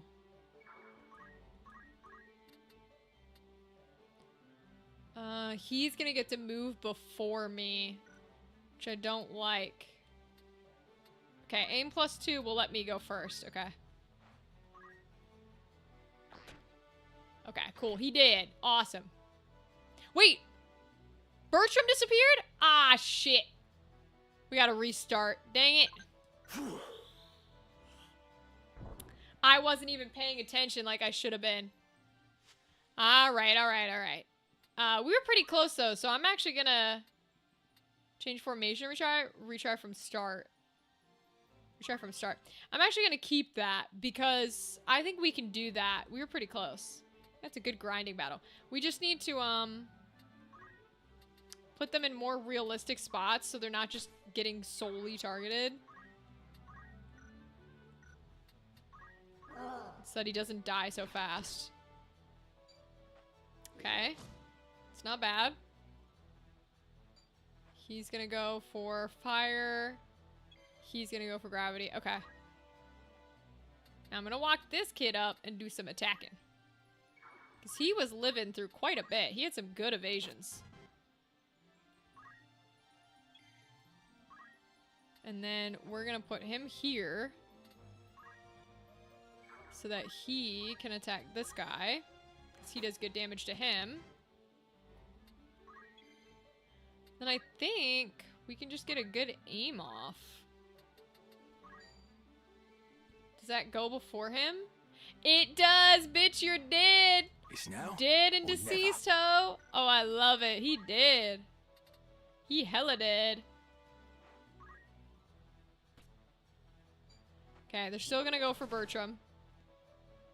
Which is not the most fun, but we'll try and get everybody killed then before they can kill Bertram. Ooh, cloak evasion, let's go. Evaded! Boo, hate that. Okay, we're just gonna go for stealing hearts here. 41% versus what? 53? Okay, we'll go for a 53. Charmed! Let's go! Let's go, baby. And then we're gonna run him back.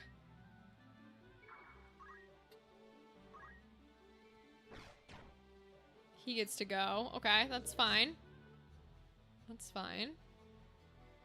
He's still gonna go down there. That's also still not a big of a deal, because I'm gonna walk him up. And we're gonna attack.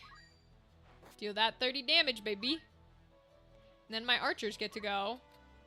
Oops. He should be able to kill this weird floaty guy. Nice. So that he's done. And then my archers... I can move Emmerich a little bit closer, I think. So that would be before gravity. Whoops, there goes gravity. Would it kill him, though? Is it enough to kill him? It is. Okay. Just barely, but it is. We're going to move Round Elf closer to the bottom so he can hit some of these other guys. Oh, he's only going to be able to hit our charmed guy. I don't know if I want to waste that, to be honest. How much damage does he do? Oh, he won't hit him anyways. Okay. Then I think we're just going to leave him put. I really do. We'll put an aim up near Bertram so that if they try to walk to him, he'll at least be protected. But that kills from gravity from going, which is good. Charmed guy works for us. I love it. What is he casting? Just regular? Okay. Okay, we're gonna move Bertram back up. Because I don't know if Charmed is still active. It is not. Okay. So we'll just try it again. Oh, can't quite reach. All right, evasive. I can do this. But this kid can. Whoops, there goes gravity. Bum, ba, dum, ba, da, da, da, da. He's getting so many evasions. Hell yeah. We'll just start moving this kid back this way. Because he's, ironically, not poisoned.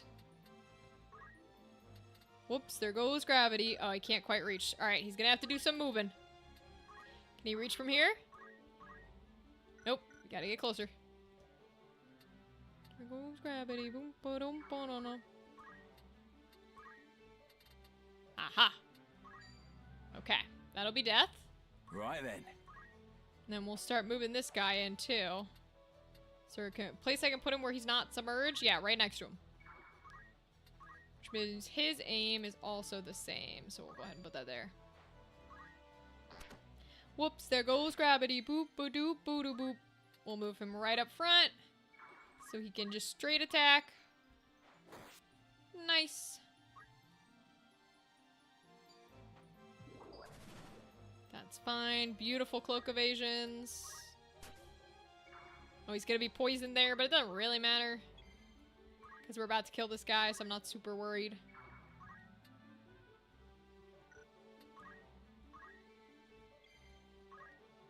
Okay, we'll move Emmerich up.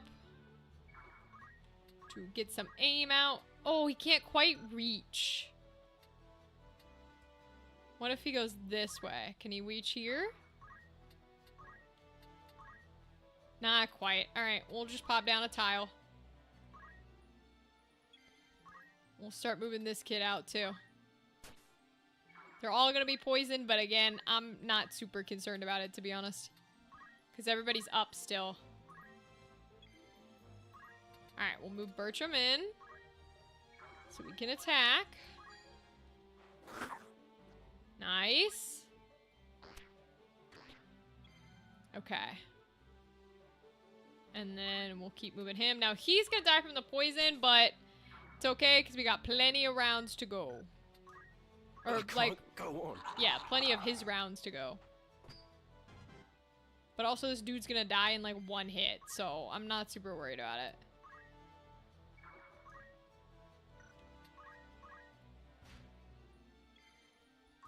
Robert has disappeared.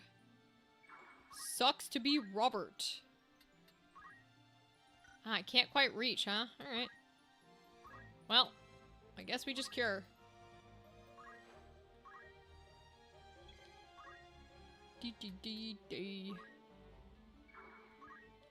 I assume he can't reach either. Nope. Alright, we'll just wait. Everybody's still alive for a few more turns, so we don't have to worry about it at the moment. Nice! Oh yeah, because this is the corner we were in to get it last time. Alright, so it must not change corners. You will perish. Okay, good. Him getting the experience is good too, because he's one of the weak ones. Okay. Nice. We were able to grind. Love that. Alright. Let's see what we got for our people. Ooh! Okay. You called? Yes, I want to see if you have any abilities that we got here.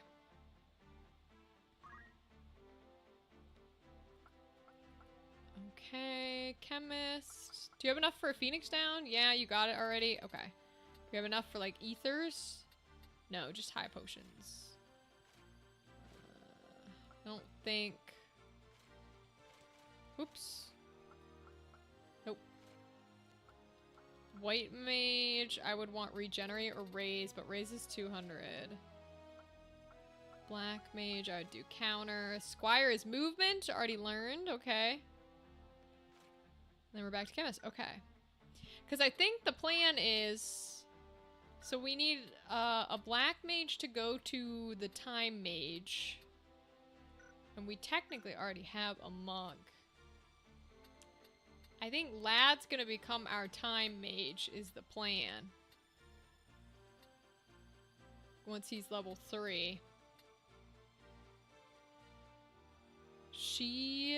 We have a monk already up there. So I think these guys are just kind of chilling. All right. Let's go do plot.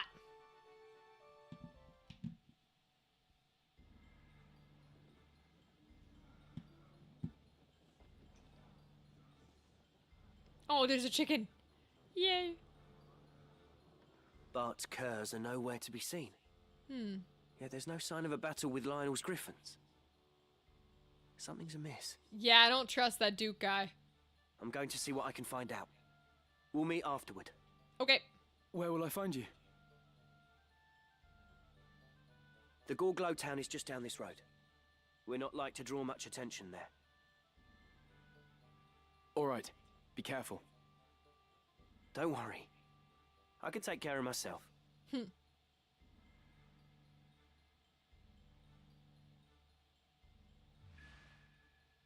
Guest departure. Goodbye, Mustadio. You were very high level for my party. My weak little party. Oh, that's it. Okay. Well, that's some nice plot. I'll take that plot. Let me see what we got here. Welcome. Mike, that's the spirit. We got Who you sending? errands. Let's go. We're going to send our little guys. How long will you permit for this? Sure, they Anyone can have use- 7 days. Understood. Will that be Okay. all? Thank you and farewell. All right, now let's check the Welcome. outfitter. Take it. Who needs Because we outfitting? love outfitting. Okay. So he is not a physical hitter person. These were those I was looking at. Grants immunity to sleep and doom. We have been facing sleep people. Immobilize and disable. Okay. I still think the mage cloak thing is good though because... Well, if I click the... Raises magic attack power. We don't care about magic attack power, but we do care about the physical evasion and the magic evasion. So yeah, I want that and the shield parry up. So that's why I was giving everybody mage's cloaks. Whoops. Oh, I have to unclick them? That's annoying. His range is 4. Oh, the range isn't that bad. Okay. Nothing for the archers, huh? Okay. Oh, they really don't have, like, anything for these physical folks. Okay. Do they just have nothing? Wait a second. They don't have anything for the magic people either. Is there just nothing here? Oh. This is weird. Okay. May I help with aught else? Don't be a... Yeah, what are you supposed to have? I'm curious. You're supposed to have bows and guns. Oh, so this is for Mustadio to be in your party. Okay. That's why. Okay. I don't know what that item is, though. What's that item? Looking for aught by all means. Echo Golden Remedy. Cures various status ailments. Well, we should probably have a good chunk of those. 'Cause, something tells me we're going to need them, so I'll go to 20. Are you happy to... Oh, I guess we need 19 if happy? we're going to be Thank at you for- 20. Yeah, something tells me we might want a good May chunk I of help with those. aught else? Looking to sell? I don't think there's May I anything buy I all- can sell because we outfitted everyone before here. Okay, we're going to keep doing plot. Let's keep doing plot. Go Glowtown. Oh, okay, we're fighting here. All right.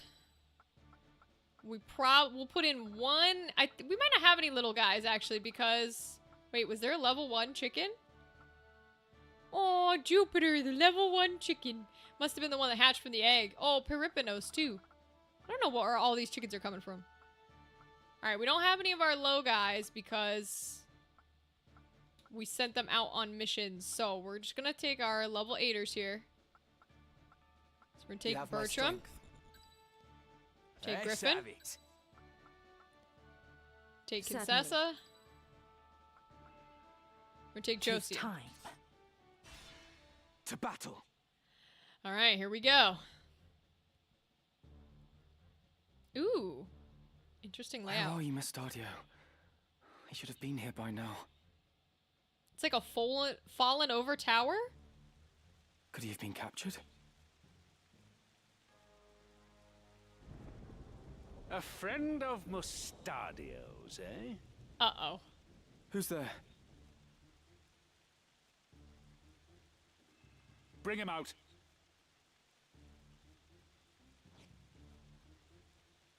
Well, that's a yes to being captured. I'm sorry, Ramza. Have they hurt you? Not a step further. I'd prefer to keep a little distance, if you don't mind. You must be Ludovic.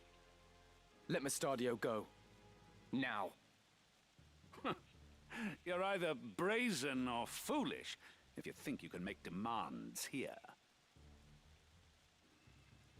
Come now, Mustadio. Hand over the stone, and we can avoid a lot of needless unpleasantries. Absolutely not. So, where have you hidden it? Tell me. Spit on him. Is that how you want to play it? Maybe this will hasten your speech. You there. Out with the other one. The other one? Oh, is that the Father! dad? Oh, What have no. they done to you? I'm fine, son. Don't tell them where it is. Oh, you're not fine. Show him inside. They're gonna kill him. I'm surprised You they know haven't. full well who you're dealing with. And if you know what's good for you, you will give me what I want.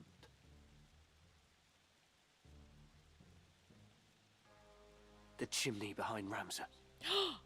You'll find it there. Mustadio, I know why you caved, but like, no, boy.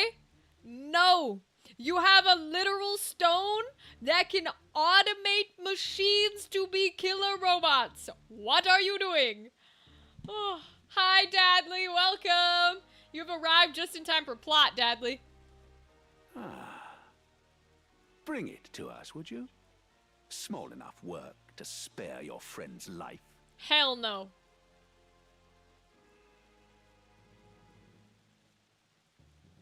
Ramza, no. What are you doing? Oh, damn. This must be it. E. Let them go.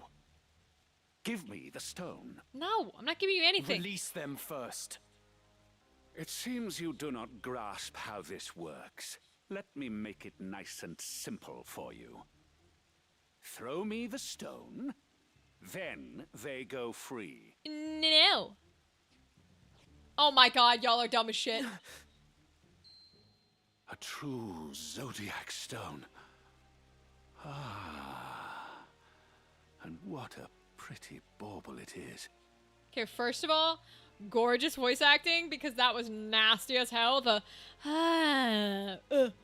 and second of all, Mustadio, I swear to God, if that's the real stone and not a fake stone, you are not as smart as a thief as I thought you were. This should bring a smile to the Cardinal's face. You've been most helpful. Most helpful. But given what you know, I fear I cannot let you live. Take care of them. And see you do a proper job. The Cardinal. He was with them from the start. I knew it. I fucking knew it. Which means our girl Agrias is in trouble. We'll What get her to back. do? We'll get her back. I know we will. Ooh, immobilized. Damn. Now! Oh, you missed. Okay.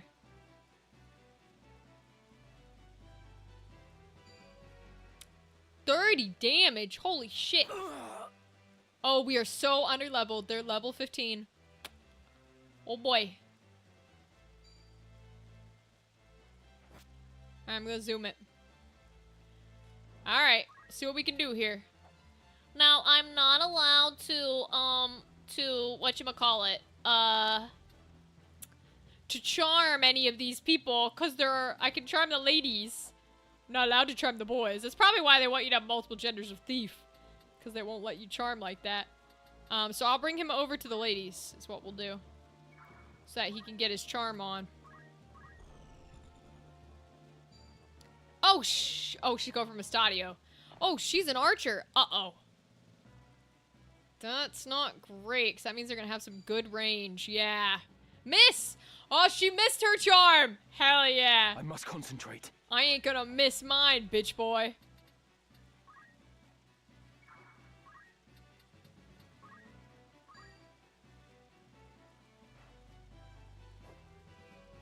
What? It didn't work? Why didn't it work? The cyclone's supposed to hit the people next to him. I don't understand. Is that a fucking different... Is he on a fucking... Not this dude. The other dude. That guy considered a different... Like, height? Because I'm pissy if he is. I'm already about to start this over. Can't get him out far enough. So we will One evasive. step at a time. Bring her up too. I didn't bring an archer, which is going to be interesting. But I can reach her. And then I know our Josian girl can do shit.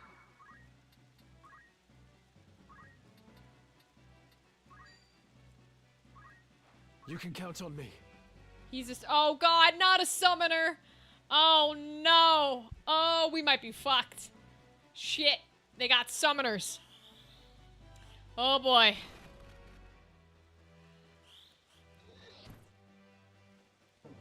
Hey, hey. How could this be?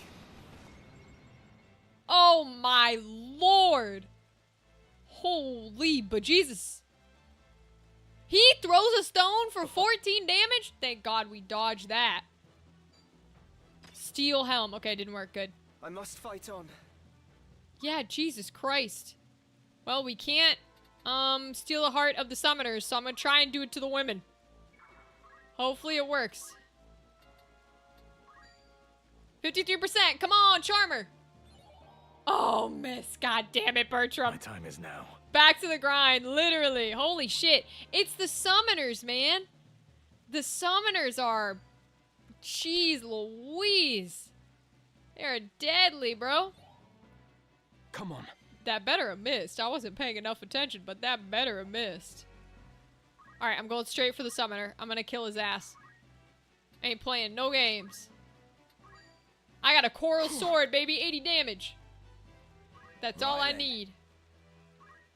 Alright. So anyone I can hit? I don't think so, because I don't think magics can go to multiple heights. Oh!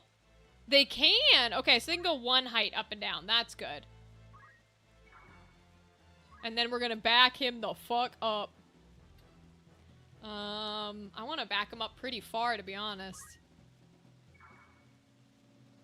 Oh. Hold on. Hair's touching my face. Hold on, hold on.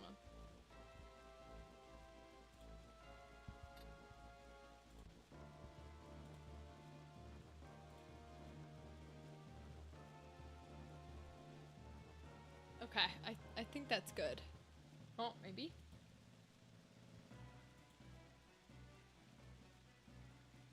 Okay, that feels better.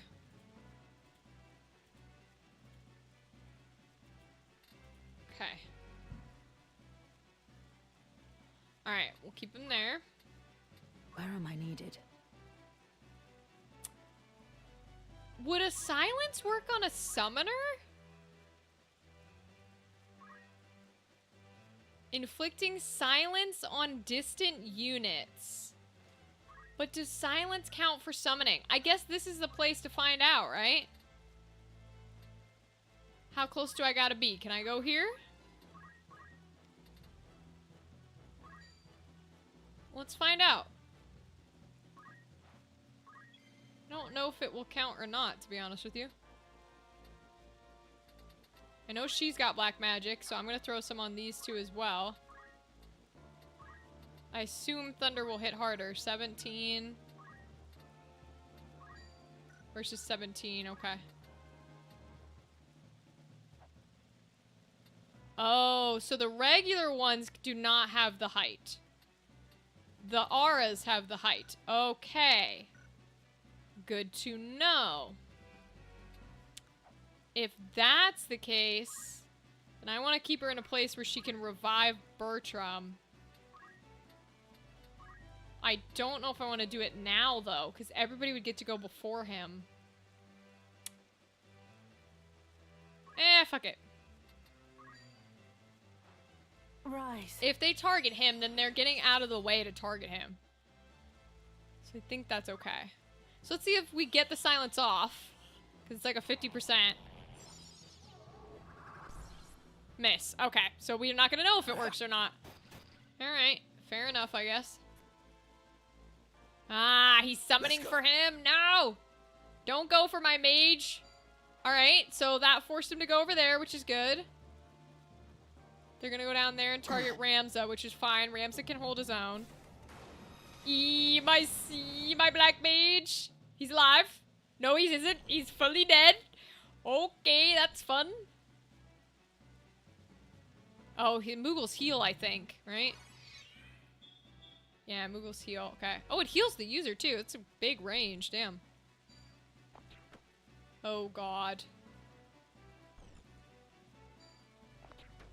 Jeez Louise, dude. There's no way. I'm gonna come up here and try and kill the summoner again. At least he'll kill one summoner down, which is good. Much longer. I mean, I kind of want to try and cast it again. I gotta be honest. Because I want to know if it works. We're gonna have to restart the fight. I get that. But I want to know if silence stops a summoner's abilities. Or if it solely only works on, like, mages. That's my question.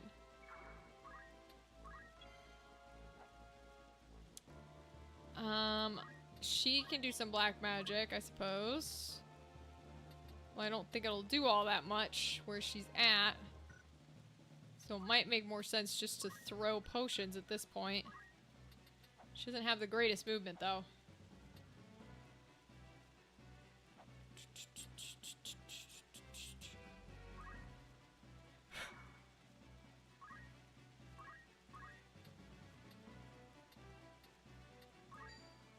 Will not hit. Oh, she's not allowed to throw up and down heights?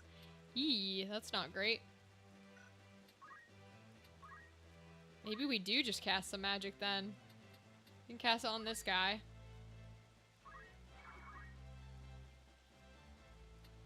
And I want her to stay up where she is. I think it's the easiest place for her to be.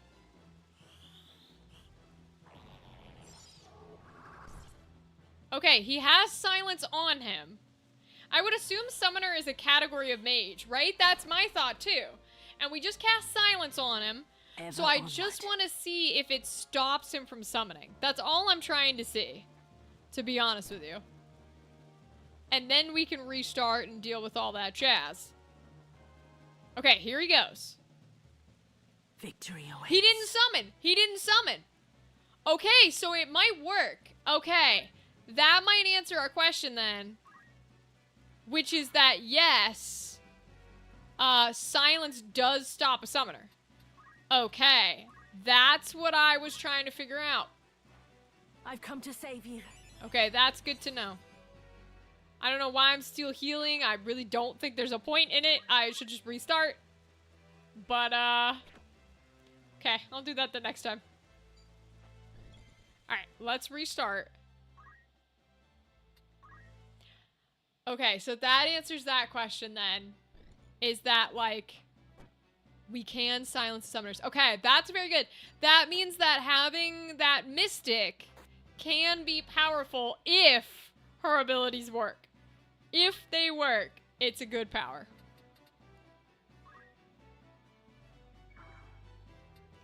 You know what? Let's put him back here. Because I don't want him to just immediately die again.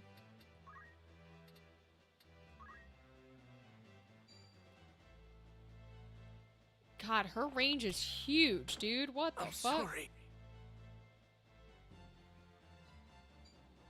Why is their range so big? Alright, we're going straight for the summoner. I want him dead. Good. He can't hit anyone from being up close, so we're gonna keep him back here. Because he's only got cure on him, yeah. And she can get a silence going, but I'm gonna have to move her up. As much as I don't want to, I'm gonna have to. Just can't reach yet. We're gonna move our little Josian girl in a place where she can throw some stuff too. Ooh. Fan is blowing on my face I don't like. Okay, she can't reach anyone yet. Yeah, it hits Bertram, which is not my favorite thing, but... Okay, he's just gonna straight kill him with summoning. Okay. Well, that's how it goes sometimes. They can go after Ramza. I don't care because... Oh, the immobilized worked this time. Estadio actually did his job. Oh, and the summoner attacked Ramza instead of using his power. That was dumb. No! No! No! No! Oh no, she charmed Ramza. Okay, alright. Thankfully, he is a melee attacker and he's nowhere near any of my guys to hit them. But I don't know how long charmed lasts. It might last actually forever unless I take it off, which is bad because I don't have anything to take it off. Uh-oh. Uh-oh. That's not good. Okay. Don't like that. I'm gonna go for silence on the summoner and hope it works. I want her to be casting some black magic too. Can I get her close enough to do that? I can. She just doesn't do a lot is the issue. So I think it makes more sense for her to just keep trying to revive people. Because we should have all of our Phoenix Downs back. We do. I've come to save. Alright, and then we'll have her move, like, back here so she's got a little cover. Silence? Did we get it? Ah, he evaded. At least we've killed one of the summoners. That's good. Okay, 20 damage he can take. They're just gonna kill Bertram again. That's so funny. They really do not want Bertram alive, bro. Ooh, we pushed him. They do not want to risk any form of a charm. Well, that's really all Bertram is good for, so I'm just gonna send him in here and just keep trying to charm. Because you charmed Ramza. God damn it, I can't get a charm back. Ugh, that sucks. Oh, wow. I wanted to charm back, okay? They charmed Ramza. Ah, and our mage is down again. These fucking archers, man, with all this height. Alright. The silence didn't work. So I'm gonna try it again. Because we need that silence off if we're gonna get something good here. And then I can move her out of the way. But I really don't want to because if I move her down, I think that gives the archers damage. I don't know for sure. I should probably check, but I think it does.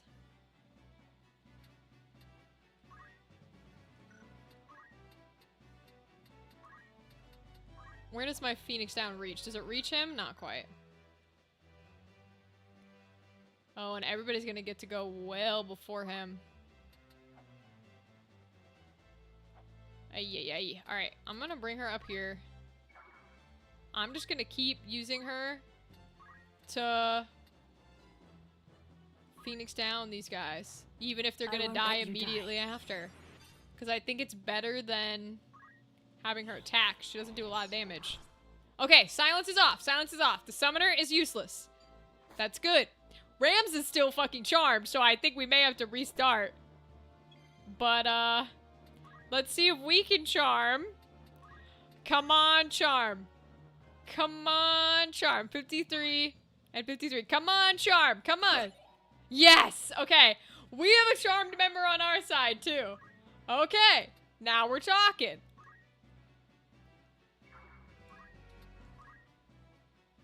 He can't summon, because he's been silenced, which is great. They can kill Bertram. I got a charm off. You ain't getting Ramza anywhere near me, fool. Alright, Concessa's still alive, which is good. She's got a good black magic if I can get it going. And I can use Josian to heal her. So I'm gonna get her up here. And how much would Blizzara do? 47. Yeah, let's do it. The Charmed wore off! Yes! Rams is mine again! Let's fucking go. Yes! Hell yeah! Charmed wore off. Okay, we might be able to do this.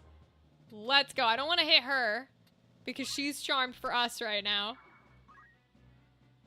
So... do I get to know what weapon they have? Hold on, I'm gonna check something.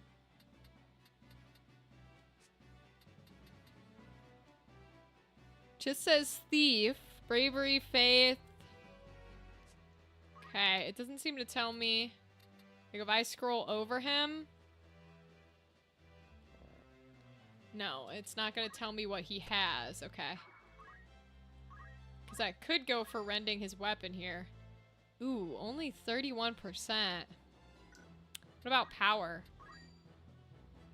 39%? We'll try power. Yeah, evaded. Okay.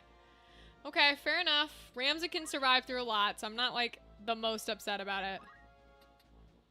Ooh, but she can't move, which means... it's okay. She can throw potions, though, so we're gonna throw a potion.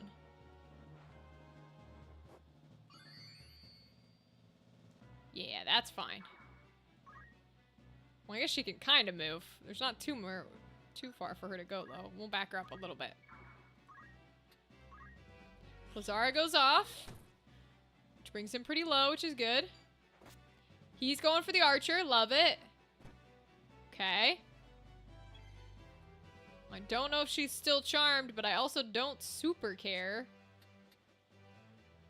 Is she still charmed? No, she's not charmed anymore. What if we did it again? I wonder if I can do it again.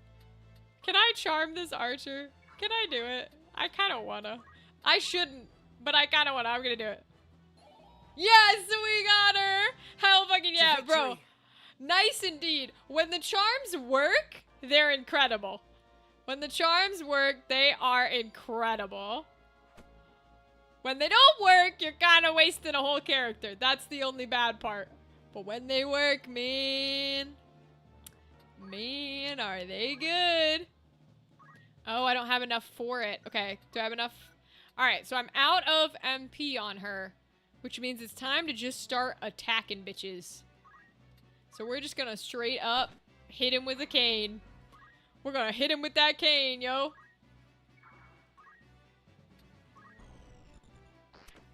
Love it. That's fine. He can do a little damage. She's back on their side, but that's okay. She's like, get Bertram out of here. He's charming all the women. Oh, I love it. Ooh. Griffin's about to die, though, so we need to be raising that. Josian goes after him. But unless I can get her... ooh, I took items off of him. Okay. So I need to get her some space. If I can. I'm not going to be able to kill him. Alright, we'll take the summoner out. I'm not super concerned with the summoner. I'm going to take a break. I found the file I need to look at. 1,700 lines of code that need to be checked. Old versus new. Alright, then definitely take a break. That sucks, dude. I'm sending you positive energy, but yeah, that definitely sucks. Eat something yummy. Take a break where you love yourself. That's all I can say. No, we can't quite reach him. That's not good. It's not good because we trapped her up here, so she can't get out at the moment. Oh, yes, she can.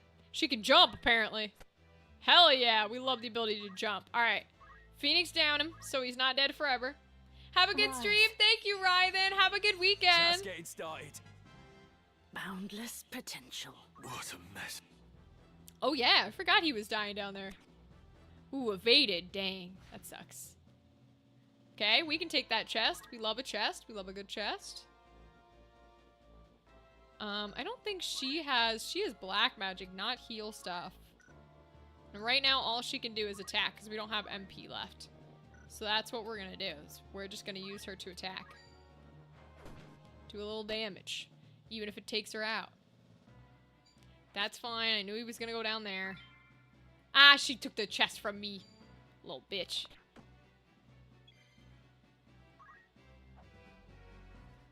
I'm gonna go for the archers. I think they're worse, to be honest. Ha!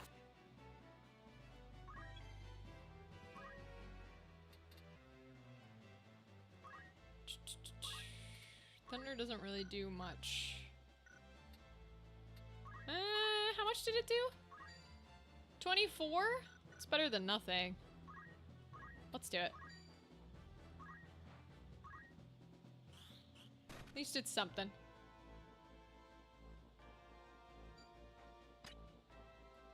Ah, he stole the wizard's hat. Boo. Stupid thieves. Shield parry, good. Okay. Alright, Josian's getting low. I think we're gonna use her to raise some people up once again. Before she goes down. No, she fucking evaded. You little bitch. Alright. We're gonna Phoenix down. I think we're still gonna go with him, because he's got lower hearts. I've come to save you. And then we'll just move her as far as she can go. I don't think it's far enough, but it's something, I suppose. Will I pull through? Yeah, that's what I was afraid of. This.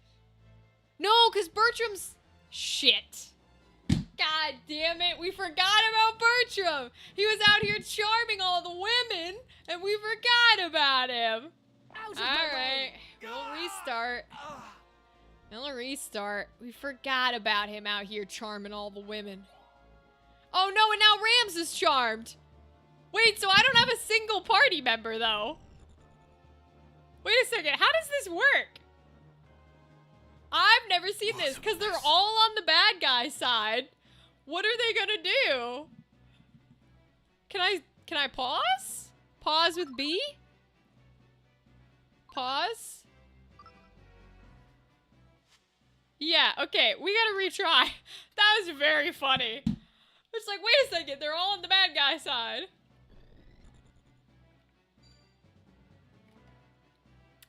Oh, I didn't even look to see if I could raise Mustadio. I don't have to keep him alive, do I? I haven't had to keep any guest characters alive so far. They just come back to the plot, you know what I mean? Certainly hope I don't have to keep him alive, otherwise, we're not winning this fight. Alright. So we're sending Bertram back to the women, which is very funny, but nonetheless true.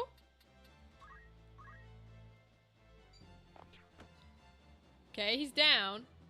Yeah, he doesn't get the 3 hearts, so I'm assuming he's okay. Oh my god, they charmed Bertram!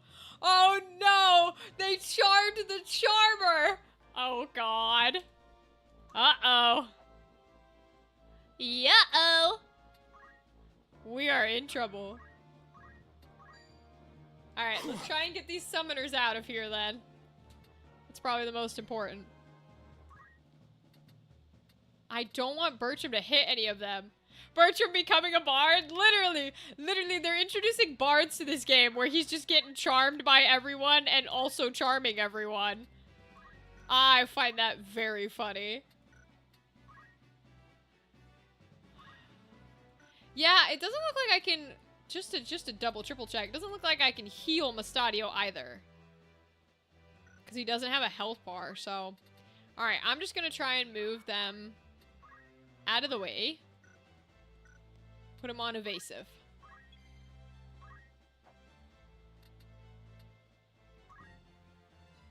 Because I want her towards the summoner. Because we need to be silencing that bitch.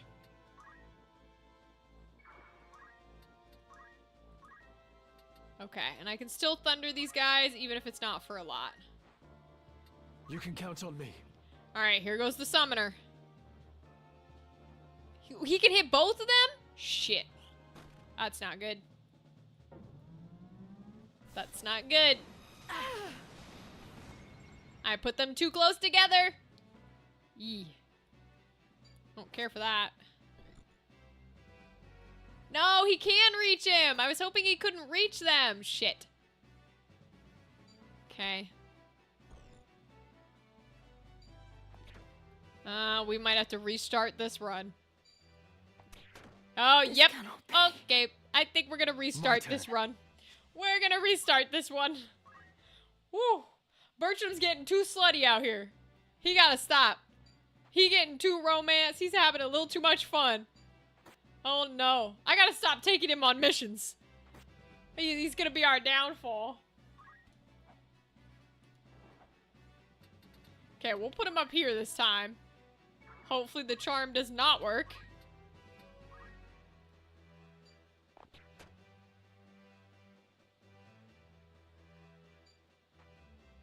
Okay, alright, they're not charming. Good.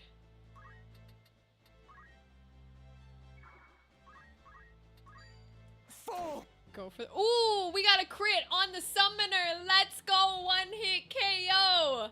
All right, that's good. That's a good. It is a good start. One step at a time. We're gonna move her up here because unfortunately I need to get her close in order to silence the other summoner. But we're gonna keep Josian in the back so she can heal people. Well, not really heal. I got black magic on her, but she can item people when she needs to. Okay, he's going for Bertram. That's fine.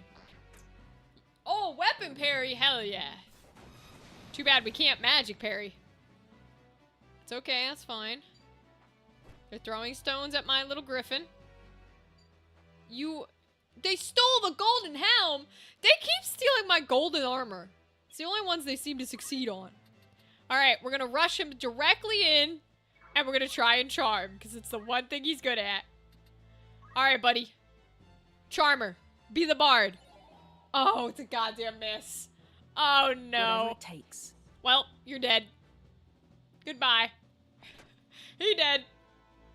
He tried, but he's dead. Boy, oh boy. Alright. Ramza, again, I think the archers are more dangerous. So I'm gonna send him up here to this archer. We're gonna deal some damage to this bitch. This is assuming I can get off my silence. Right then. If I do not get the silence off, I might be in a little trouble. We'll find out very quickly.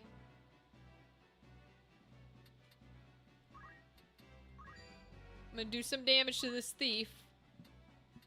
Where am I needed? Alright, Queen. Let's see if she can get the silence off. Alright. 59% chance. Silence. You got this. We'll move Josian. I don't want to get her trapped like last time, so I'm going to put her up here. Come on, I silence. have you now. Come on.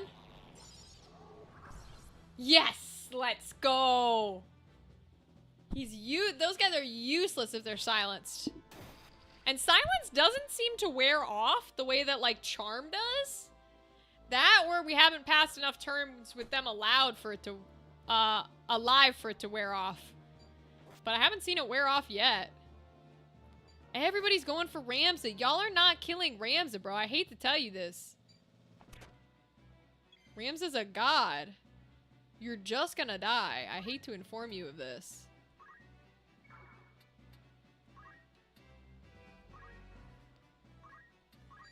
Yeah, he's got a low chance that I take anything, so I think I just deal him damage. I think that's the way to go. Cloak evasion, you little bitch. But they are clumping up a bit, so I wonder if I could get them in a magic hit.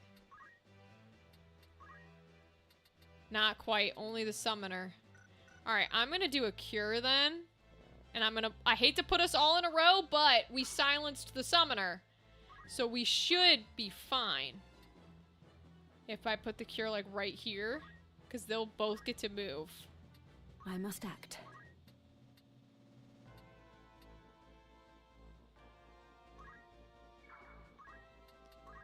She's got good black magic. She can hit him. And then Josie can go in the middle. Josie doesn't need it, but she's also got black magic, so we'll do a little thunder.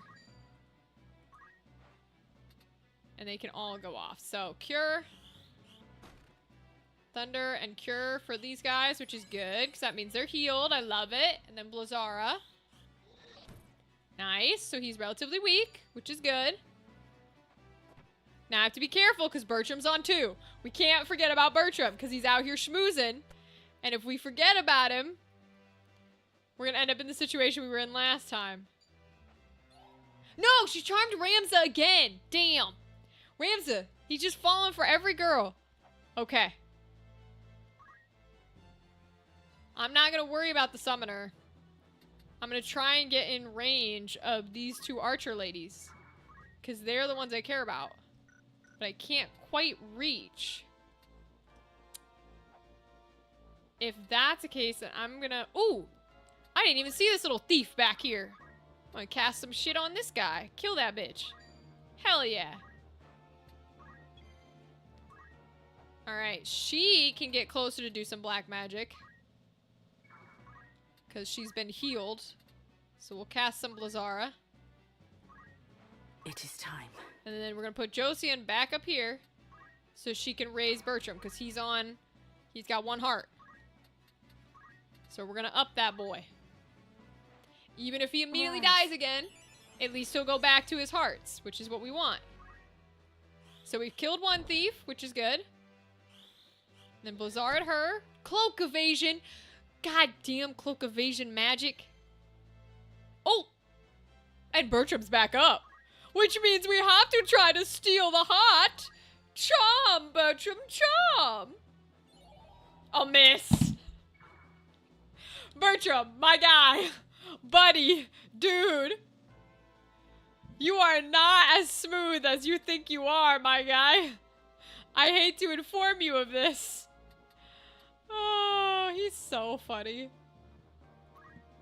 Alright, we'll bring him back a little. He's still gonna die, but it's fine. At least it forces them to come out of the corner a bit. Oh, that's very funny. I don't know why they had him do it. I guess to stop me from doing it when I get Ramza back. Alright, we're gonna move him back into position to do another cure. Because I want to keep everybody healthy here. Ooh, unless he can get close enough to hit those 2. Can we get close enough to hit those 2? I don't think I can. Ooh. I can. Okay, I'm gonna do it. I'd rather use the MP on that. She's gonna do the same. We're gonna Blizzara these 2. We'll move her back a little. Onward. And then we're gonna step her. She's also got black magic, though. Ah, it doesn't quite reach where she's at. Okay. And we're gonna move her back with the Mystic so that she is ready. Do we heal Ramza while he's charmed? Yeah, we'll heal him because eventually he's gonna come back to us. So we don't really want him to die. So there's a good Thundara off, which is good. And then Blizzara will get those 2 in the back. Okay, these are good chunks of damage. Peter can't do jack shit besides heal. Because I silenced his ass. The archers are annoying because they can do damage. What's he doing? He's hitting Griffin? Okay, cloak evasion! Let's go. She can hit her too. She won't kill her. Hell yeah. Rams is back. Let's fucking go. Rams is about to slaughter a fool. You are about to find out what the feet taste like, honey boo boo. He gonna slaughter your ass. Let's go behind him.